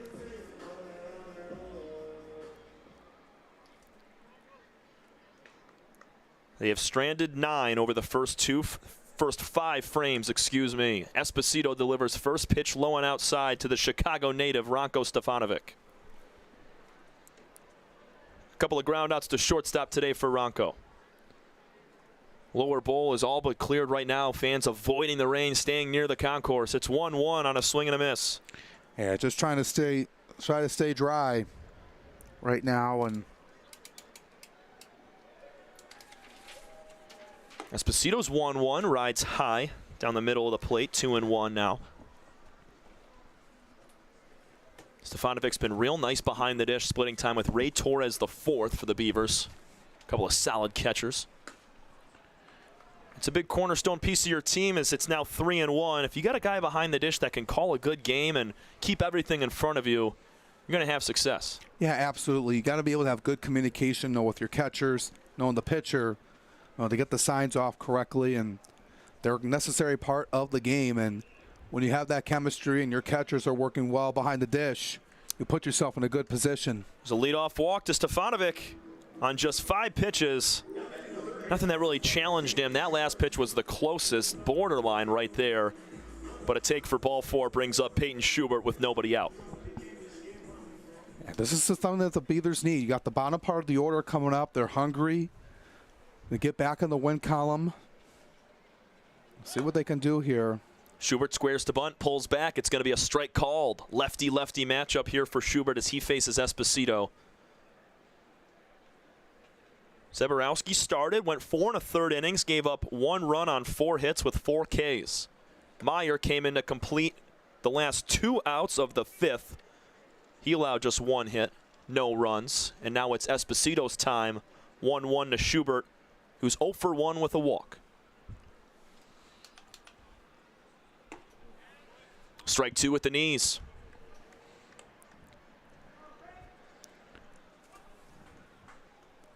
I wonder if they're going to pull the tarp out and cover up this infield in between games. It's going to be about 30 minutes in between contests. Here's a shot fouled on the 3rd base line. 1-2 it'll stay on Schubert. Yeah, they want to be able to just keep the field dry as much as possible. Still got another game to get through here. They're just monitoring the weather. As long as it's not downpouring, you want to be able to get a game in. Yeah, it hasn't been too terrible to the point where it's a monsoon and it's just coming down in droves. But it has been consistent light rain since the 3rd inning. Here's the 2-2 pitch. Low and inside. Nice take from Schubert not to bite on that. And you got to be able to be disciplined in these situations. If you're Schubert in the batter's box, in the 6th inning of a tie ball game, got to run around, nobody out. Want to be cautious at the plate. The 3-2 is flicked foul, back out of play. Garbasic has no chance at that as it's near the parking lot. We'll do 3-2 one more time.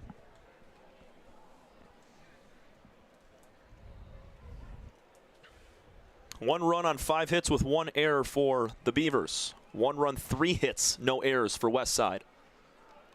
Here's the full count from Esposito. High and inside, ball 4. Back-to-back walks to start the inning for Birmingham Bloomfield. And Esposito's going to have to work out of a jam now as Beadle's coming out to the mound to have a conversation. And going to have to right now in this situation with 2 on and nobody out. And it's back to the top of the lineup, and Ben Wilcoxon 0 for 1 with a pair of walks and a run scored for Ben. He's going to be a guy that's going to look to come through here as the leader, as a veteran leader on this team. And looking at his stats here, Tom, with nobody out, with runners on, less than 2 outs rather, he's a guy that's just 0 for 1.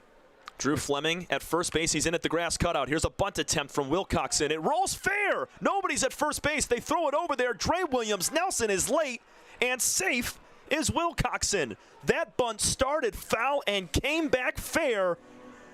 The bases are loaded for the Beavers here with nobody out in the 6th. What a play there by Wilcoxon. Everyone thought it was just going to go foul, and then it just snuck back in fair. Look at it right there as Fleming. And then nobody was there over at first base, and then that was Williams Nelson that had to cover. Yeah, but he was late getting there because it was originally a foul ball. He pulled up thinking it was foul, and it rolled back in. Fleming fielded and had nowhere to go with the baseball as Nelson got over late. Here's a 1-0 pitch. Or sorry, the first pitch is 1-0 to Piotrowski. The infield is now in for the Mammoths. The 1-0, swing and a miss. And last time the Beavers had the bases loaded, they came out empty-handed. So a prime opportunity here for Piotrowski to tack on a few runs. The 1-1, cut on and missed, down and away. Esposito at 91 miles an hour from the left side. Boy, that's tough to hit. Yeah, that really is. Right near the heart of the plate. Esposito working quickly now. 1-2 is lined into right field, a base hit. Coming in to score is Stefanovic. Holding up at third is Schubert. The bases stay loaded, and the Beavers take a 2-1 lead off the bat of Matt Piotrowski. Good work by him. Sending it down in the right center field, right between Williams, Nelson, and Fleming right there. And that's just really good piece of hitting by Piotrowski. And that's the first lead of the game for the Beavers now. Trying to tack on more with the bags full and nobody out. Infield stays in for the Mammoths. Still nobody out with the bases loaded. Here's a strike called to the hot-hitting Ray Hilbrick. 2 for 3 today with a pair of singles. And looking to continue that through here. Trying to bust this game open. The 0-1 to Ray is grounded to shortstop. Seltzer under his glove. Into left center field. 2 runs are going to score. Schubert and Wilcoxon come in. The error from Colby Seltzer makes it 4-1 Beavers.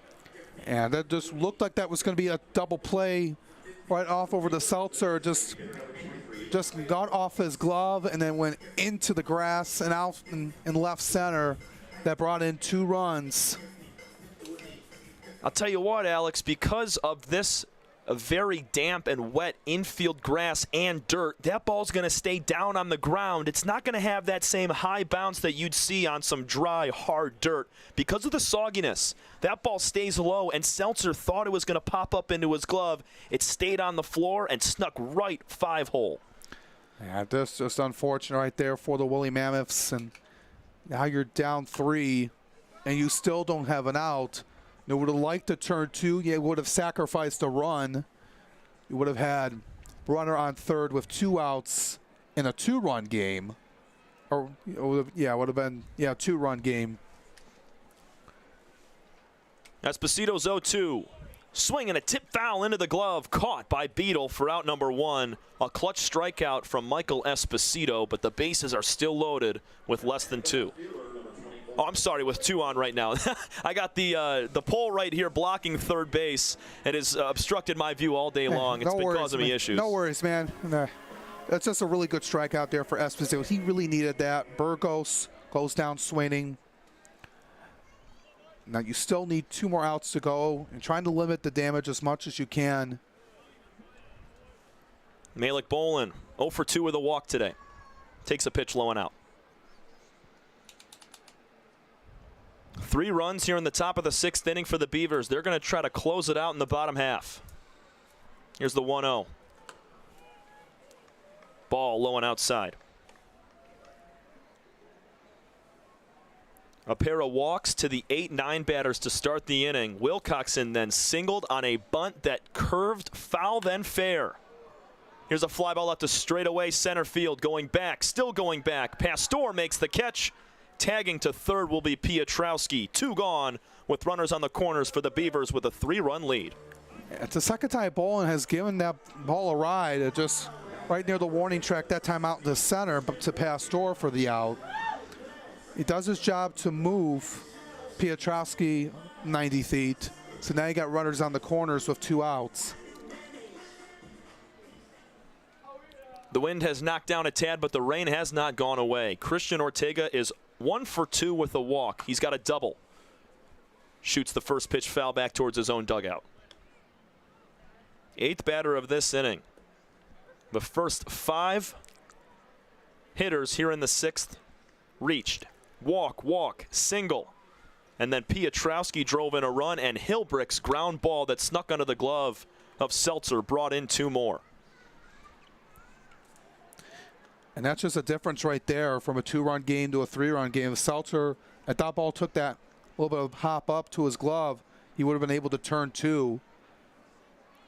Save them a run. Runner takes off for second base. A hit and run is snuck down to second base. Williams Nelson makes the glove play, throws to third, and out is Ray Hilbrick for out number 3. Ortega with a nice swing the other way, and Williams Nelson keeps it on the infield and nabs the runner. Westside's got to score 3 to tie, 4 to win it all. 4-1 lead for the Beavers over Westside.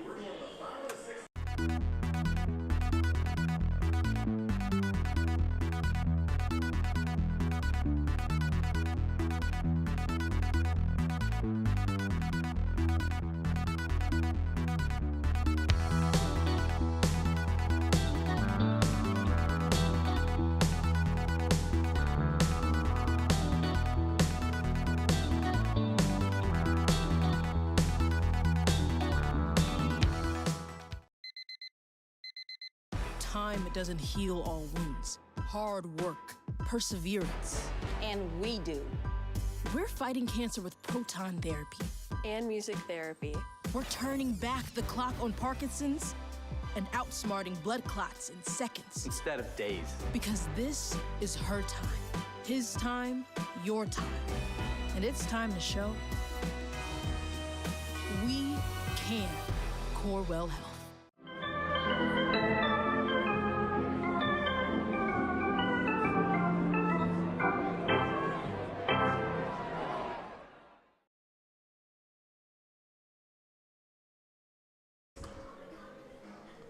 Fans staying dry, trying to finish out the rest of this first ball game of our doubleheader alongside Alex Johnson. I'm Tom Cavanaugh here from Jimmy John's Field in downtown Utica, Michigan.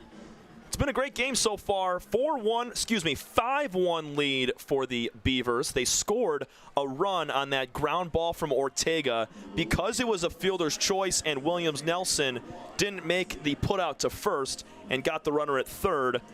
Matt Piotrowski was able to score and tack on another run, and Greg Lokinen for the Beavers trying to go the distance. He's working into his 6th inning right now. Yeah, they're rolling here with Lokinen right now. Coach Dabrowski, we've been relying on him throughout the whole game. Has done his job here tonight, putting his trust in him to close this one out and go the distance here, just 3 outs away. Lefty-lefty matchup for Fox Liam, who lifts one out of play 1-1. A 4-run 6th inning is the difference today. A couple of walks and a couple of clutch hits from Wilcoxon and Piotrowski. Here's the 1-1 from Greg. Strike called, outside corner. Yeah, good pitch right there at 82. Right at the knees. Liam today is 0 for 1 with a walk. 10 walks on the season in his first 17 plate appearances. Breaking ball. They're going to check his swing over to first. He did not go. 2 balls and 2 strikes.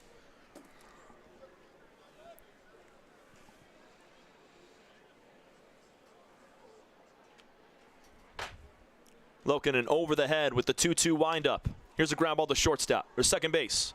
Piotrowski. Easy field, tosses to first. 1 out here in the bottom of the 6th. Just some soft contact right there off the bat of Liam.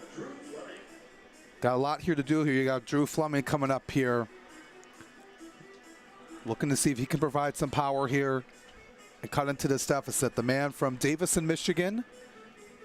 I mentioned his numbers at Concordia and on his last at bat. He's got some serious pop. Have not seen many collegiate baseball players of his caliber just based on the sheer numbers. 1-0 as that pitch is outside. And just really good school down there at Concordia. Had some really talented numbers. They finished second in the WAC this season, trailing only behind to the University of Northwestern Ohio. 1-0 is skied out of play. We're going to even up the count 1-1. It's an 0-for-2 day for Drew Fleming, a ground out and a strikeout swinging. Lokinen has struck out just 4 batters today. Here's a high fly ball. In foul territory, third base side, Schubert calling for it. He's under it. Out number 2 here in the 6th. Yeah, that's really good work by Schubert. Just hung up there for a long time and wasn't foul ground, able to make that catch. And now 1 more out to go here for Lokinen. Dre Williams-Nelson, the last chance for the Mammoths. They're in jeopardy of falling under 500 to 4-5. And it could be a huge win for the Beavers at 1-7 this year, absolutely needing a victory. And they got to do it here right now. Just 1 more out to go. 1 ball, no strikes to Dre. Loken delivers a fastball high and outside, 2-0. Great response from the Birmingham Bloomfield Beavers in that 6th inning. They took advantage of a couple of leadoff walks and some clutch hits that we mentioned earlier in the ballgame that needed to happen for this team did. 3-0 now to Williams-Nelson. Strikeout and a flyout today for Dre. Trying to get a 2-out rally. Team down 4. They got to get on a good stretch. Lokinen hammers the inside corner for the first strike. 3-1. Approaching 85 pitches is Greg Lokinen. Not a stranger to that at all. Head coach Dombrowski has wrote him out a few times. Here's a pop-up on the infield. This should do it. Piotrowski calling for it. Makes the catch. And the Beavers win. Greg Lokinen, a complete game, gives up 1 run. How about it from Dombrowski's crew?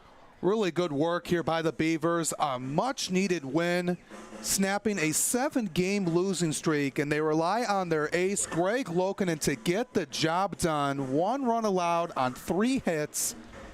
He had a masterful game here tonight, Tom, and what a really good win here for the Beavers. They are just happy right now. Their first win in over 3 weeks. And it's just really good here for them. They improved to 2-7. The Beavers, the Mammoths, fall to 4-5. But this is just a really good win to start here, this doubleheader here today. In rainy conditions, so we'll see how they respond here in Game 2. But overall, huge win for the Beavers. Zach Zeborowski grabs the loss. He falls to 0-2. Greg Lokinen, the complete game. 2-1 on the year. Alongside Alex Johnson, I'm Tom Cavanaugh. We will take you to a break in between ball games, 30 minutes, and we'll be back for Game 2. Alex Johnson and I will switch roles. Your final score from Game 1, 5-1 after a 4-run 6th inning from the Beavers to take it and earn their 2nd win of the year. This is USPBL Baseball.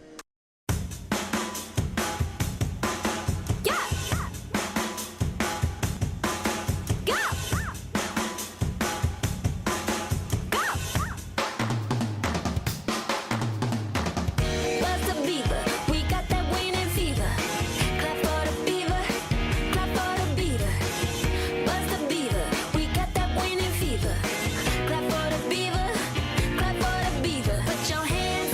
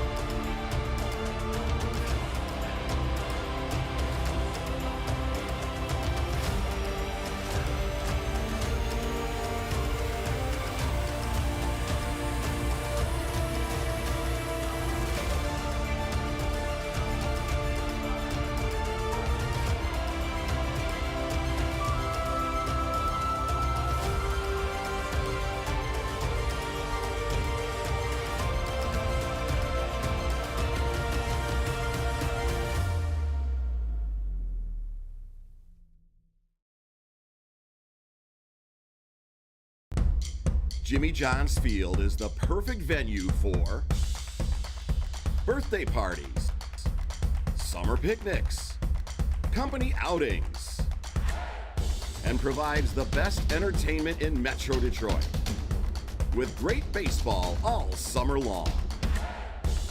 Spend your summer nights under the lights at Jimmy John's Field in historic downtown Utica.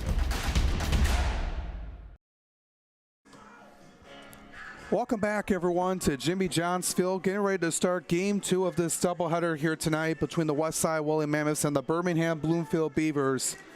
The Beavers won 5-1 in that first game. Alongside Tom Cavanaugh and Alex Johnson, giving you the action gear to start Game 2. Lots of cloudy skies right now. There's supposed to be some rain coming in. We're hopefully trying to beat this out.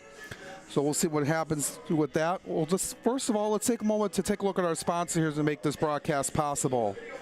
Balfour Property Restoration, Budweiser, Corwell Health, Dave & Buster's, DTE Energy, Fifth Third Bank, Jarbcom Audio and Video Solutions, Jimmy John's, Macomb Community College, McLaren Macomb, McQuaid Heating and Cooling, Plumbing and Refrigeration, Metro Detroit Chevy Dealers, Pepsi, and United Wholesale Mortgage. I'd like to thank all of our sponsors who make this broadcast possible. And getting ready to start the game here in just a couple of minutes. Take a look at our pitcher comparison here right now. It's going to be Bo Atkins on the bump here, Tom, here in Game 2 for the Woolly Mammoths, trying to bounce back after a tough Game 1 loss to the Beavers. Yeah, it was that 4-run sixth inning, for the Beavers that really set apart that W for head coach Dombrowski and his squad. But Bo Atkins is going to give his best chance at it here to even up and split the doubleheader. He's got a 3.18 ERA in just 5 2/3 innings. Bo is making his 4th total appearance, his 2nd start. He's got 8 strikeouts, just 1 walk, so he's going to fill up the strike zone. But that batting average against pretty high at 364, so he's had good swings against him. And these Beavers looking to pick up right where they left off with 5 runs in that first game for a W. And Julian Pichardo is going to be the starter for the Beavers. We'll talk about him more in the bottom half of the first inning. As it's going to be Ben Wilcoxon to lead it off here for the Beavers. As we take a look at the batting order here for Coach John Dombrowski, Ben Wilcoxon will lead it off. They'll be followed by Matthew Piotrowski, who got the go-ahead run in Game 2 in the 6th inning, in Game 1 rather. Ray Hilberg over in right field. Then he'll be followed by Rafael Burgos, the cleanup man at first base. Malik Bowen back in the 5th spot on left. Brandon Perez out in center bat 6. And then rounding out the lineup will be Christian Ortega, the DH. Raymond Torres, the 4th, will get his first at-bat, batting 8th, and then Max McLennan over at 3rd, batting 9th. So it's a 2-0 count to start here on Wilcoxon. A couple of base on balls here, and got himself on base in the 6th inning with that bunt single that started foul and then landed fair. And that was just a huge momentum swinger in the game there, Tom. It was a crazy play. I mean, it hooked back fair after the bunt attempt that moved foul, and you take a look at the numbers here for Bo. Still hasn't had a decision over his first couple of starts, but a nice strikeout to walk rate, as we mentioned a moment ago. That one misses high for ball 3. 3-1 is the count on Wilcoxon. Atkins has a 4-seam fastball he'll use about 56% of the time. He'll throw in a slider, a curveball, and a splitter as his secondary pitches. And it's going to be a 5-pitch walk again for Ben Wilcoxon to start Game 2 like he did in the first game. His 3rd walk of the afternoon in just 5 at-bats, He was 1 for 2 with 2 walks back in Game 1, and he starts it just the same way he did earlier today. So now it's going to bring up Matt Piotrowski. Got the go-ahead RBI single in the 6th inning. A huge win for the Beavers. They really needed that. Now improving to 2-7 on the season. Their first win since their first game of the year against the Hoppers back on May 18th. It's a big way to break a 7-game losing streak. As it's 1-0 here on Piotrowski. That one missed way and away, 88 miles per hour. That one got away from him there. Down in the count again, 2-0.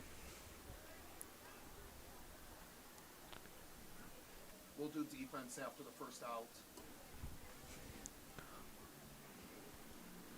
So 2-0 count. This one skied up in the air into left center. Going underneath it there, calling it off, making the catch out is Nick Pastor, as it was Nick Fleming, Drew Fleming over out in left. Got called off. Let's take a look at that three-dimensional services defensive alignment for the Woolly Mammoths. You saw Drew Fleming out in left, Nick Pastor in center, Francis Florentino back out in right field. Looking over at the infield now, Alex Garbasic still at third, Colby Seltzer at short, Dre Williams-Nelson at second. Fox Liam moves over to first, and then Zach Beto behind the dish. It's a good day earlier today for Ray Hilbrick. A pair of base hits, drove in 2 runs on a bouncer to shortstop that snuck under the glove of Seltzer. That's what really set apart the Beavers in that 6th inning to score a few. He sends this one out into shallow left, right in the infield dirt. Going to be caught there by Garbasic for out number 2. Nice response from Bo Atkins after walking the leadoff man Wilcoxon. Gets a pair of fly balls to the left side. You don't see Atkins walk a ton of guys, and that's the reason why. After he makes a mistake and puts a man on base via the base on balls, he comes right back with a couple quick outs. Here comes Rafael Burgos, who was 1 for 4 in game 1. O'Neill had that big swing to tie it at 1 apiece.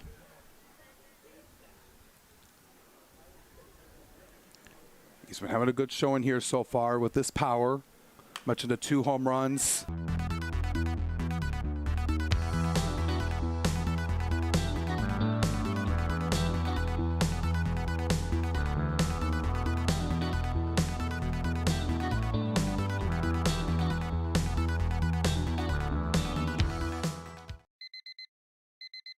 Time doesn't heal all wounds. Hard work, perseverance. And we do. We're fighting cancer with proton therapy. And music therapy. We're turning back the clock on Parkinson's and outsmarting blood clots in seconds. Instead of days. Because this is her time. His time, your time. And it's time to show we can. Corewell Health.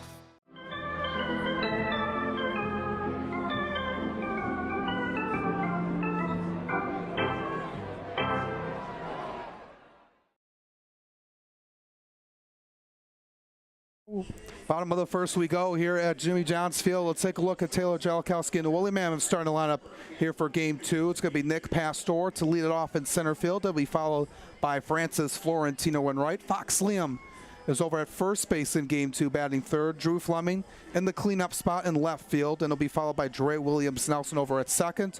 Colby Seltzer at short, bat 6. Zach Beto behind the dish, bat 7th. Nick Webb will get his first at-bat of the game here in game 2. He's a DH. And then rounding out the lineup will be Alex Garbasic over at the hot corner. On the mound for the Beavers in game 2 will be Julian Pichardo, the righty for the Beavers. Take a look at his stat line here, Tom. 0-2 record on the season, trying to get into the win column here and try to lower that ERA right now. It's just above 5. 3rd start of the year for Julian, his 5th total appearance. And you're right, he's got that high strikeout, about half of the amount of strikeouts with the walks at 4. But he's allowed 16 hits in 12 1/3 total innings this year, 8 runs and 8 strikeouts in that time. Going to face Nick Pastor here and then a 1-0 count. That's a good movement right there at 85 miles an hour. Yeah, Pichardo's going to mix in a cutter, a 2-seam fastball, a slider, and barely the changeup.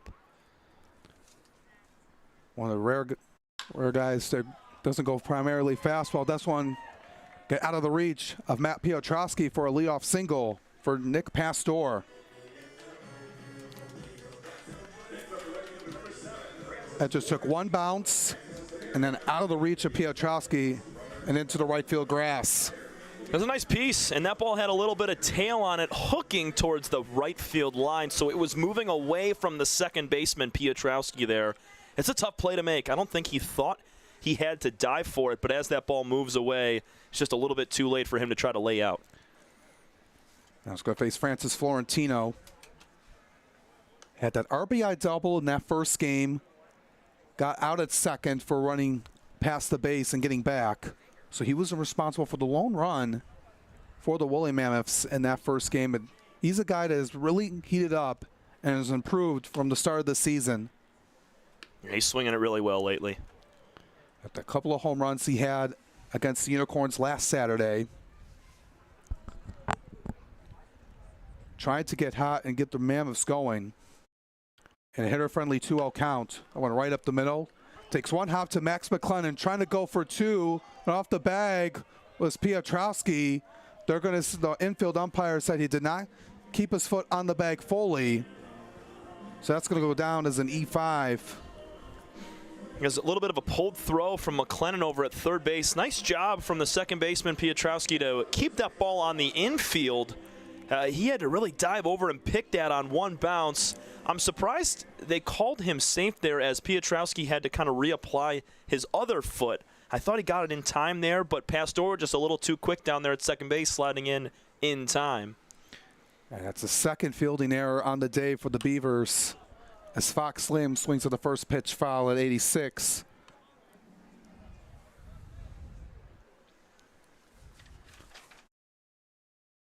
Fox was 0 for 2 with a walk. A couple of ground outs in game one. One back to the mound, one to second base.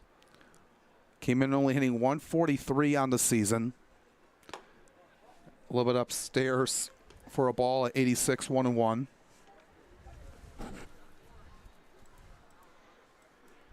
Liam's a guy at the plate that if you're a pitcher, you have to think a little extra hard about what you want to throw him and where you want to locate that pitch. That's why he walks so much. He's got 10 on the year. Well, one count runner on the move. Pastor steals third. The throw to second to Florentino as he was trying to steal second, and they got him. Good throw by Torres.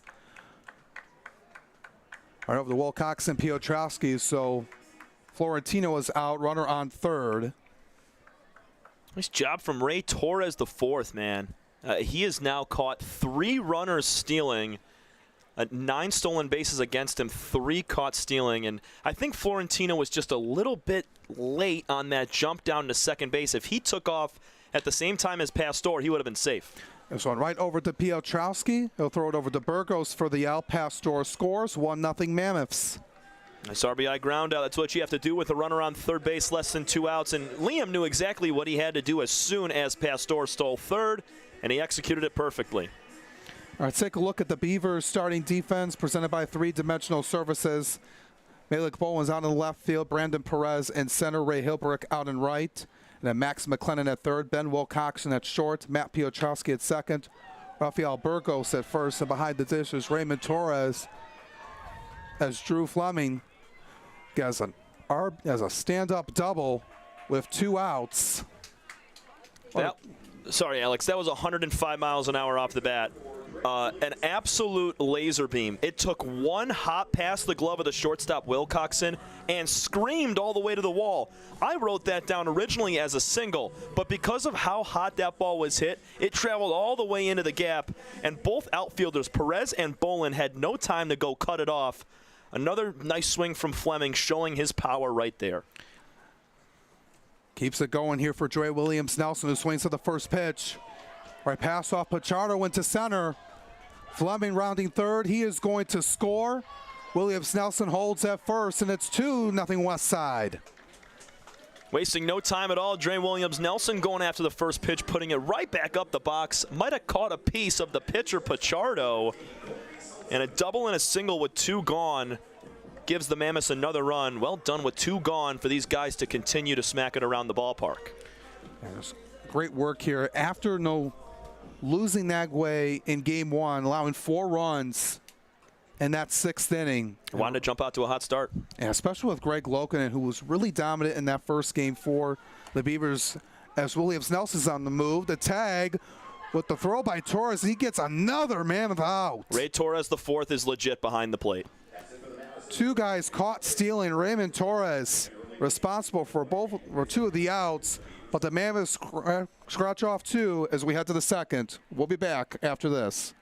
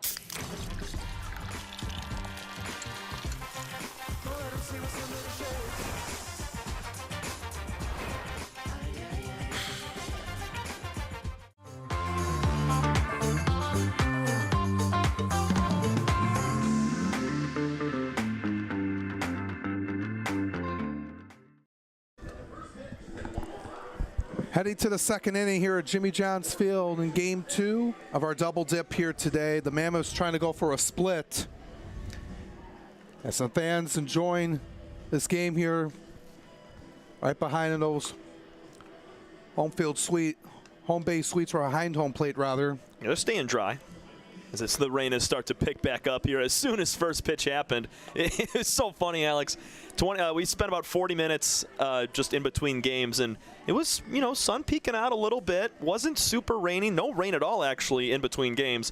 And as soon as we start the ball game, I reach my head outside the window here, and it's pouring once again. Yeah, that rain's trying to come in.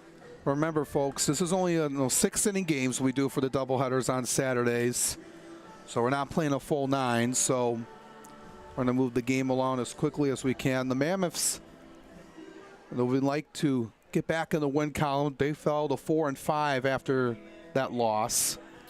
It's been a roller coaster road for these Mammoths over the last couple, games over the last week or so, because they dropped 2 to the Unicorns, and they were a game above 500 and found themselves 1 under 500 after that doubleheader. They come back, get a huge win, 12-2, the other day on Thursday over the Hoppers, and they drop game 1 here. So it's just been back and forth, win-loss, and they're looking to pick one up here and get back to their winning ways at 500. So what they got to try to do here as Atkins goes breaking ball that missed low and outside for ball 1. Bolin and a couple of good swings that resulted in outs. As I mentioned throughout the broadcast, he's a guy that was a really bright spot for these Beavers last season, and just not been off to the start that he wanted to. As he swings and misses on that one that goes off of Beetle's glove. Yeah, he had his mind made up before that pitch. Because of the pitch previous that Atkins threw him, which was a crazy breaking slider swinging off the plate outside. He got him to swing and miss at that one. And almost the same pitch, but a little more outside, Bolin pulled the trigger once again as it was the same pitch. 1-2 offering. Swing and a miss.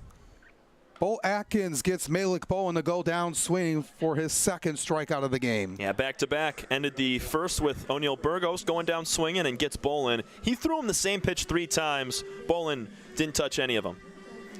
Brings up Bramden Perez. That's a really nice pitch from Atkins. He's going to use it against a lefty here, too. Swings to the first pitch, a chopper. Right over to Williams Nelson. Underhand throw to Fox Liam for 1 pitch and the second out of this inning. Working quickly is Bo Atkins and throwing a ton of strikes.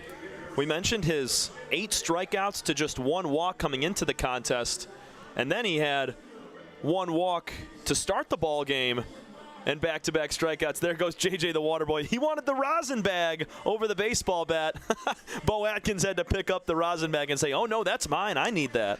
Yeah, JJ working out in the rain right now. And oh, that was funny. No. He stared at the bat, looked over at the mound, saw the rosin bag, and beelined it right for Atkins. He was ready to go, man. No, he's always going after those bats. As Christian Ortega takes a first pitch strike. He didn't like it that time. He's like, hey, I'm going to pick up something different. I get the bat every single inning. Why not go for the rosin bag? Bounces into the dirt right to Zach Beadle. 1 ball, 1 strike to Ortega. Ortega in that first game had that double down the left field line in that second inning. Also got an RBI as that bat rolls over to Alex Garbasic. He had to high step it out of the way there. That bat went launching over to third base right at Garbasic. I covered a game the other day, a regional semifinal, and one of our cameramen almost got hit with a bat, and it was pouring just like this. It's just tough to keep the bat in your hands sometimes when the rain's all over those BGs. Yeah, I know that Wednesday night here in Michigan, the high school games had regional semifinal games, and a lot of them got postponed to Thursday. And there was no state quarterfinal action today for high school baseball. No, the state semifinals and finals over at Michigan State next weekend. Little extra Tiger stick for Ortega. He's going to need it after launching that one to third. That's going to keep Garbasic on his toes for any ground balls that go over there, knowing that a baseball bat's already gone his way. At least in a break into pieces, though. At least that At least it all stayed intact. No. True. But there was no contact. I mean, you could throw that thing a country mile. It's a nice, sturdy piece of lumber. It's not going to break unless he makes contact. Atkins gets back to work after that delay. 1-2 pitch, swing, and a miss. Wow. Another one for Bo Atkins.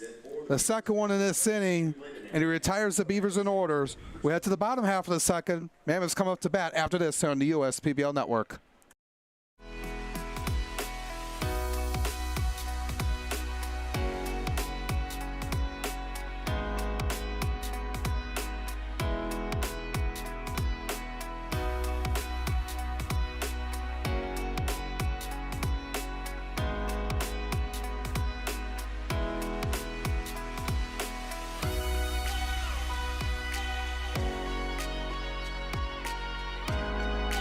Throughout your life, from big moments to ones well earned, we're your financial guardian angel. Alliance Catholic Credit Union.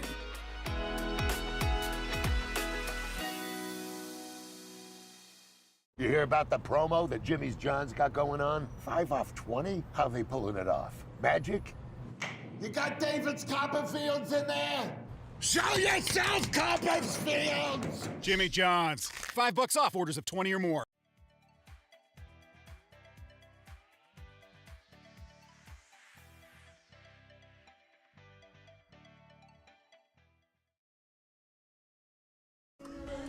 When it's time for baseball, it's time for beer. Two Hearted Ale has been named the #1 beer in America for the past 4 years by members of the American Homebrewers Association. Play ball with the best. Two Hearted Ale, the iconic American IPA from Bell's Brewery, Comstock, Michigan. Please drink responsibly. Home half of the second for the Mammoths as they look to add on to this 2-0 lead they had. Fox Liam got an RBI ground out, and then Dre Williams-Nelson with an RBI single. A couple of nice swings in that first inning. The Mammoths needed that. They scored one in the last game earlier today, and that was it. So they're looking, and it was only just one run, so they were able to put up a crooked number in that first frame. Looking to do a little more damage here with Colby Seltzer, who has been great lately. Yeah, he really has. He did a really good job in game one. As we take a look, oh, he's been did well lately. He was 0 for 2 in that first game. But still, he's been on a good stretch of games. 3-run homer on Thursday. As it takes next pitch right at the knees for strike one. Fans trying to stay out of the rain there right behind home plate. 1-1 count. That one goes in. Moving out of the way there was Seltzer. 2 balls, 1 strike. Yeah, buzzing the tower there, high and in. Want to mention real fast, Ray Torres the 4th behind the dish for the Beavers. I'm not sure if anybody's going to be running on him the rest of the day. Yeah, well, getting Williams-Nelson out and Francis Florentino out. 2 of the fastest guys on that Mammoth team, and he hosed them both.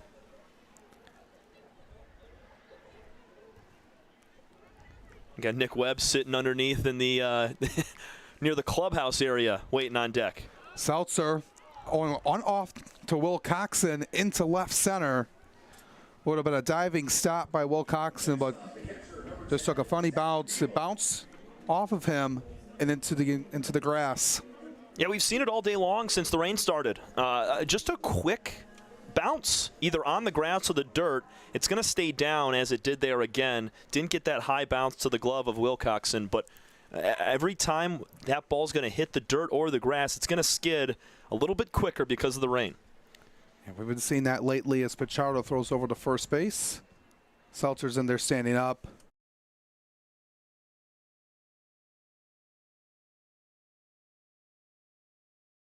As Pichardo looks to get set, pitching from the stretch on the first base side, and that one got Zach Beadle. Yeah, maybe on the forearm or the hand there. He's in a little bit of pain. 2 on, nobody out for Nick Webb. He's getting his first at-bat of the night. The man from Youngsville, Florida. Starting off the season just 1 of 16. The Mammoths, though they wore their home whites in the first game, they changed into their orange uniforms with the white pants for game 2. I think that was smart just because of the rain affecting those jerseys, being a little bit damp. They're fresh here for game 2. Check swing. Those foul off of Webb. The Beavers still in their road blue uniforms. Maybe head coach Taylor Jilikowski just likes the orange ones a little bit better and said, we're going to switch up the vibe here for game 2 since we lost and go with the other jerseys, which, I mean, there's always weird juju in baseball and different superstitions that people abide by, and that could be one of them. They got 2 runs and 4 hits so far. Webb skies that one foul, and he's quickly in an 0-2 hole. You know, you've seen teams, though, in the majors when they have a doubleheader, and you'll see some teams that decide to switch uniforms in between games. I think it was partially the superstition while also partly the rain, just, you know, being all over those jerseys. We saw Garbasic dive back. He was covered head to toe in mud and dirt, so it was the right move. 0-2 pitch. Missed high. And up with the fastball. 1-2 now on Webb. Still trying to tack on his first run on the season. Pacharo sets 1-2. Swing and a miss. Pacharo gets Webb to go down swinging for his first strikeout of the night. Well done from Pachardo. Same way that he had Florentino nabbed down at second base on that double steal. It was a good response in that first inning, getting a couple of outs after Pastor and Florentino reached. Same thing here in the second. You give up the base hit to Seltzer, you hit Beetle, and you bounce back with a swinging strikeout to Webb. Brings up Alex Garbasic now. We'll see how Pachardo responds here. He gets a first pitch strike right down the middle. We like to see that. Yeah, attacking Alex Garbasic on that inner third. Garbasic went 0 for 2, a ground out and a fielder's choice. That's a little bit outside. Had the right approach. Yeah, did not miss that by much. Torres brought that a little bit closer than it actually was. Garbasic just trying to get into it. Sends this one out into left, and that one's going to drop in fair. Everyone's going to move up 90 feet, and the bases are loaded.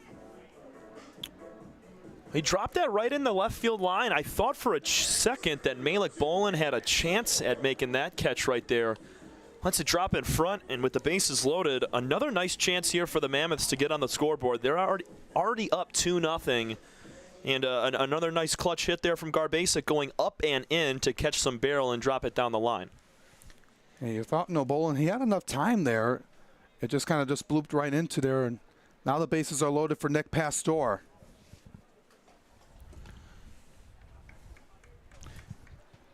As it's 1-0 now.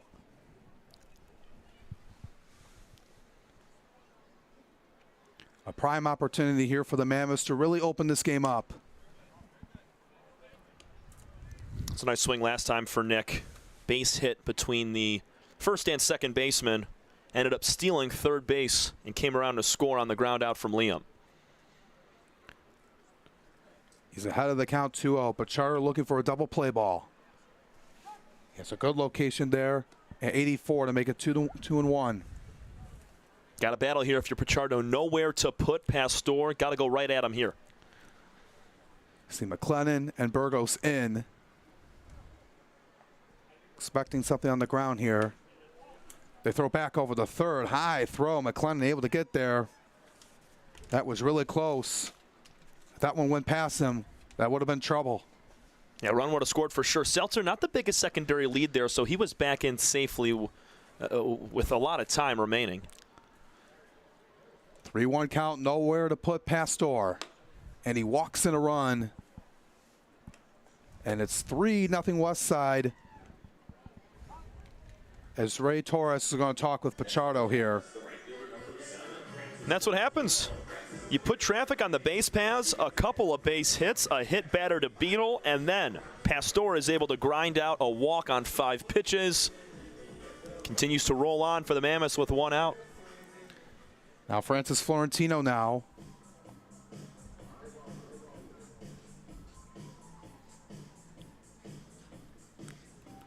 Now the Beavers just trying to talk things over here now as they're going to face Francis Florentino, who comes in today with the bases loaded in these situations right now.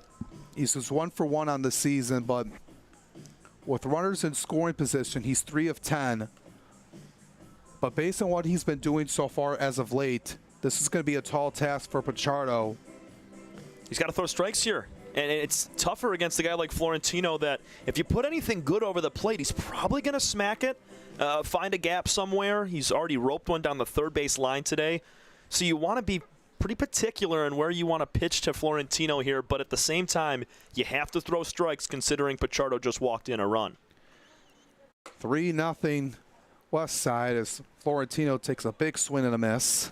That ball dove down and in, arm side run towards the feet of the right-handed hitter. Yeah, he was expecting it more towards the middle. Yeah, I don't think he accounted for all that break. That one, really good pitch, goes off speed at 79. Make it 0-2. So the type of response you want out of your guy after a meeting on the mound. You need to get this out here. And they're going to say you got a foul piece of it.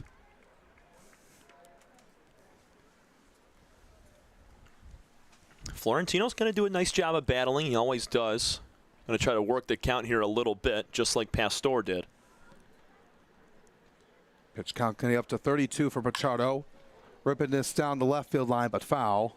Into the bullpen of the Mammoths. At least nobody was in there that time. Yeah. No Michael Esposito down there with his back turned.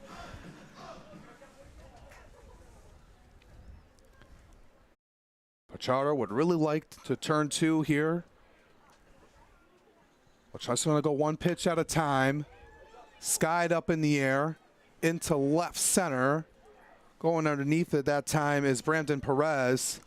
A run is going to score. That is going to be Zach Beadle. And Westside adds up to their lead. They're up 4-0.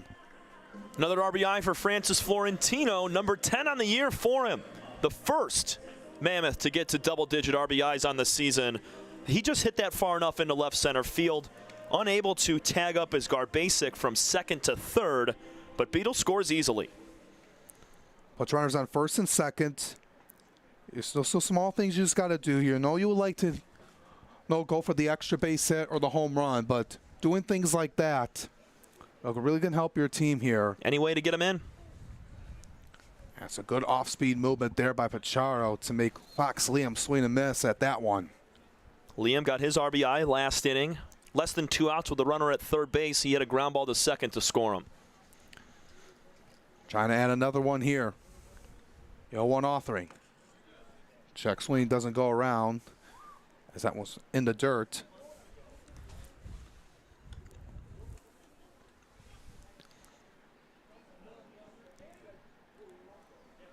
This is exactly the start that the Mammoths wanted. Just that one run in 6 innings against Greg Lokinen, who was unbelievable. Lokinen finished a full 6 innings, just gave up 3 hits in 1 run. And a big reason why the Beavs won. Yeah, he was just really dominant. And it's a 2-1 count here. He became the first person in the season to get a complete game. We almost had one a couple weeks ago when Pierce Banks had a perfect game going into the 6th inning against the Unicorns. But was unable to get the job done. 2-1 pitch. Low in the dirt again, going back off speed. 3-1.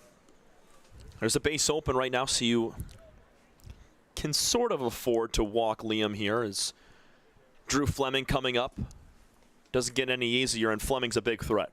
3-1 pitch. Got it at the low part of the strike zone.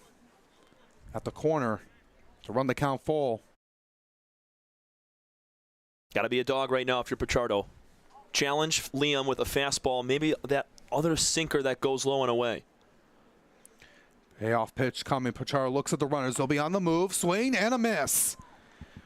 Great work there by Pichardo to strike out Liam, but the Mammoths score 2 more to take a 4-0 lead. As we head to the third, we'll step aside for a moment. We'll be back. This is your home for USPBL Baseball. The Dave & Buster's method is designed to help you unlearn adulthood and discover the funner you hidden within you.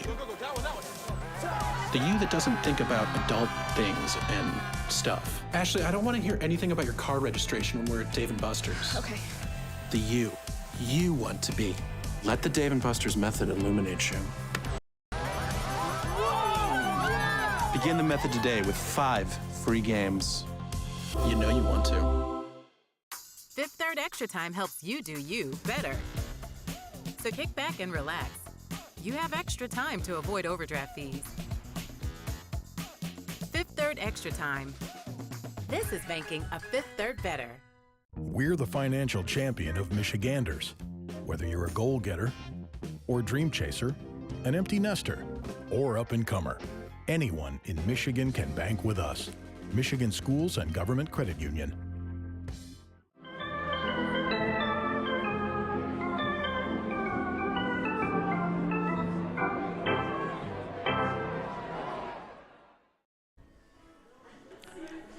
Bo Atkins is back on the bump here for the 3rd inning. Had an 8-pitch second inning, was really cruising right now, as his team is now up 4 over the Birmingham Bloomfield Beavers. 3 strikeouts in the first 7 batters for Bo Atkins. He's been on fire. Just that 1 walk to Wilcoxon to start the ball game. Everything else, he's retired. 6 in a row facing the bottom half of this lineup. Yeah, really good stuff here for Atkins. You know, he's a really veteran guy on this team that everyone really works around and looks up to as a guy who's been around here for a while. This is his 3rd season in the USPBL. Man coming from Riverton, Illinois, went to Central Methodist University, NAIA school in Fayetteville, Missouri. There's a lot of good talent with a lot of these guys coming from NAIA schools. Greg Lokinen went to Georgia Gwinnett, a powerhouse school in the NAIA down south. And yeah, no surprise how he's so good and he went there. There's been a lot of good talent. Zach Zaborowski, the starter in Game 1 for the Mammoths, went to Indiana Tech, who's always been really good. It's just good to see a lot of the small school talent, especially from Division II, Division III, NAI, making an impact here in the USPBLs. Raymond Torres swings at a high strike. Just goes to show that there's extreme talent all around every single division and level of college baseball across the board, from JUCO all the way to D1. And it's really good to see, especially for these guys getting an opportunity to play like this and to showcase your skills and showcase what you bring to the table that people overlook the other divisions, because all they see is the D1 of all the college baseball World Series and stuff on ESPN Plus and Big Ten Network and SEC Network. But tell you what, Alex, I was locked in on the Division II National Championship today. University of Tampa. I know E.J. Dosko is not in the lineup today, but big shout out to him. He's a University of Tampa alum. And also Stony Creek native Andrew Carson. He went to Michigan State. Yes, Bo Atkins gets another punch out. That's number 4 for him on the night. And you make a good point about Division II, the national champions. A lot of good guys from that. E.J. Dosko not playing here tonight, but good for him. And I hope he gets a ring. Yeah. Now here comes Max McClellan, another NAIA product from U of M Dearborn, getting his first at-bat on the night. As that one curves just a little inside of him for a ball. I know Torres just struck out swinging there, but if he continues to throw runners out at bases like he has been so far today, he'll be just fine. McClellan sends it out into right. Long run for Francis Florentino. That stays fair. That's going to go all the way to the wall. McClellan rounding second base. He is going to go to try for 3. He's going to slide in safely. A triple for Max McClellan. Hot on the tails of Patrick Baggett now with 1 triple on the year. McClellan dropped it right down the right field line, and that ball kind of puttered around in the corner at the 320 sign. Florentino had to play it off a couple of bounces, and by the time Francis picked it up in the right field corner, pushing on for third base was McClellan. He was flying right there. That's the 2nd triple on the season as a team for the Beavers. And that's something they really need to do here. Down 4. And the first hit allowed by Atkins here tonight comes from the number 9 man, Max McClellan. He just dropped it right down the line, and also because of that wet grass out there. It hit the dirt and just skidded right into the corner there on one hop. 1-1 count on Wilcoxon. You got a job to do if you're Ben now. Infield is back. A ground ball past the pitcher will get the job done. Takes a big hack at it and misses. Ben's only been retired once today. He grounded out to shortstop. That was back in inning number 4 of game 1. He's got 1 hit and 3 walks to go with that. Trying to get the Beavers on the board. Atkins pitching from the stretch. 1-2, foul tip. Good fight right there on a slider out of the hand of Atkins. Swung back into the middle of the plate. He timed it up perfect. It had some good movement on it, but Wilcoxon got a piece. He's going to be a tough person to get out. 1-2 pitch. That's missed outside. Goes back at it with the slider, 81. 2 balls and 2 strikes on the man from Lexington, Kentucky, Ben Wilcoxon. Atkins working very quickly. Wilcoxon loses his bat as he fouls that one off. Not the first time we've seen that today. Well, it just slipped out of his hand, you know. That's what happened last frame. You know, this rain is getting out of it here, Tom. It was Ortega who lost the bat back in the bottom of the 2nd inning. Sorry, top of the 2nd inning. And McClellan just smiling over there at 3rd. Yeah, he's hoping that bat doesn't to take him down there. Garbasic over at 3rd. He kind of flinched for a second, thinking that might go towards him again. Little deja vu. Yeah. 2-2 pitch coming. That one just dropped in for ball 3, and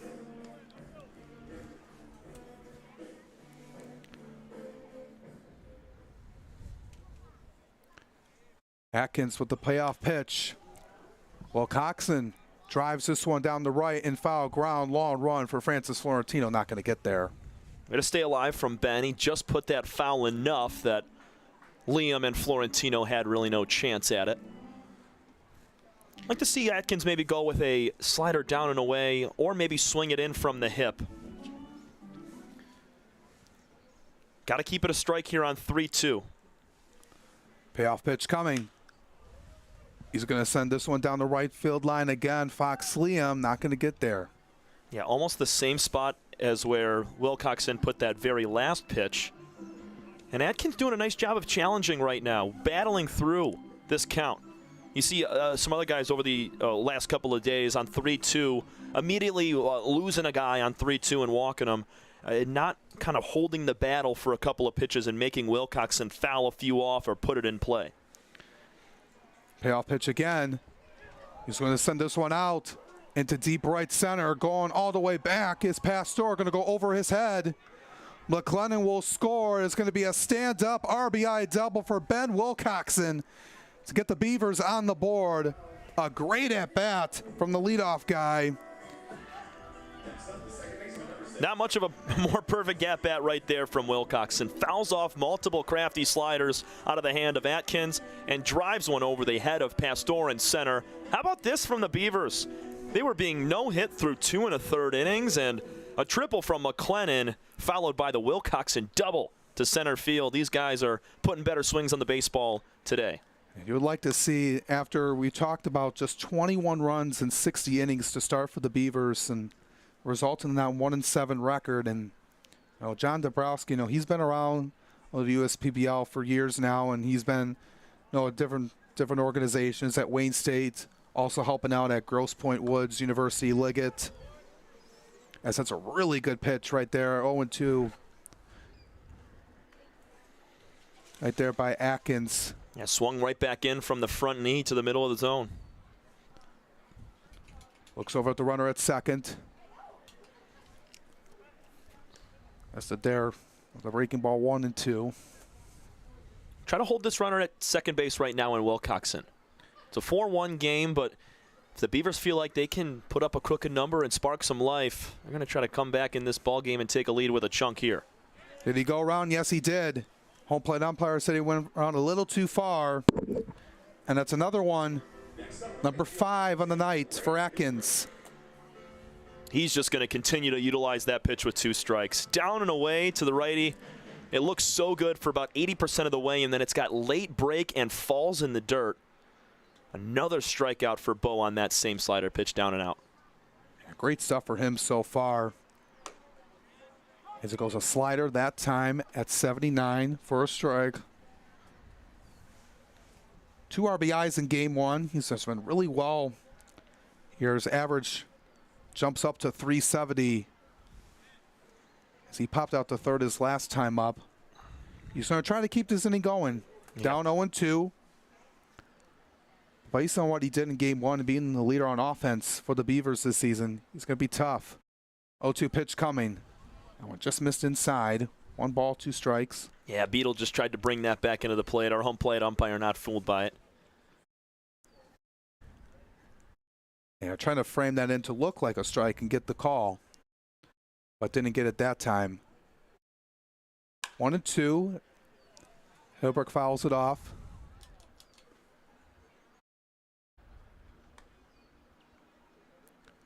On the stretch here, his main foot's near the first base side. Both of Ray's base hits back in game 1 were right between first and second base. Williams Nelson in his normal spot at second. 1-2 pitch coming. Just got a piece of it, a low part of his bat. Pitch count now up to 46. So this is a little bit of a lengthy inning for Bo Atkins, who just had 8 pitches in that second frame. Yeah, coming into the inning, he had 22 pitches thrown. He's thrown 24 in this frame alone. Swing and a miss again. Bo Atkins with strikeout number 6 for the fifth third bank, fifth third out of the game. Atkins is on a roll, but the Beavers get on the board. We head to the home half of the third. We'll be back after this.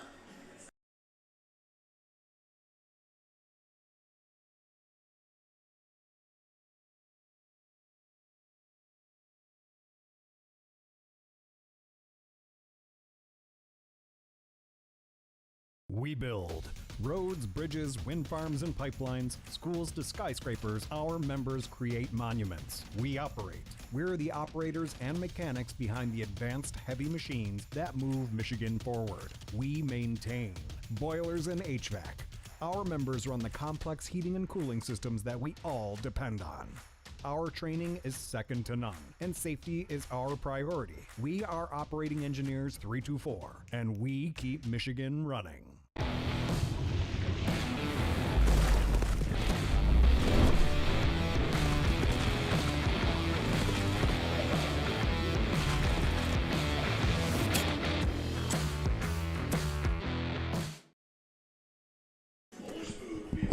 Welcome back, everyone. The Tarps are coming out on the field right now as we're in a delay right now in the bottom of the third inning.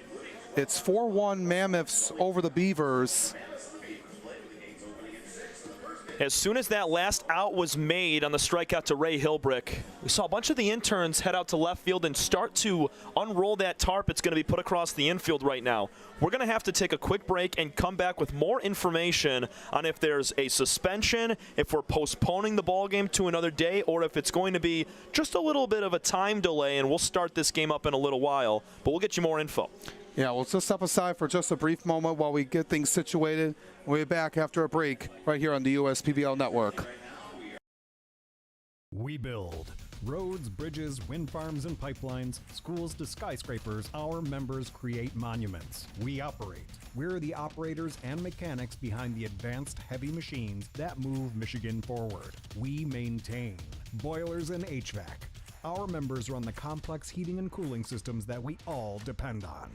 Our training is second to none, and safety is our priority. We are Operating Engineers 324, and we keep Michigan running. We build roads, bridges, wind farms and pipelines, schools to skyscrapers. Our members create monuments. We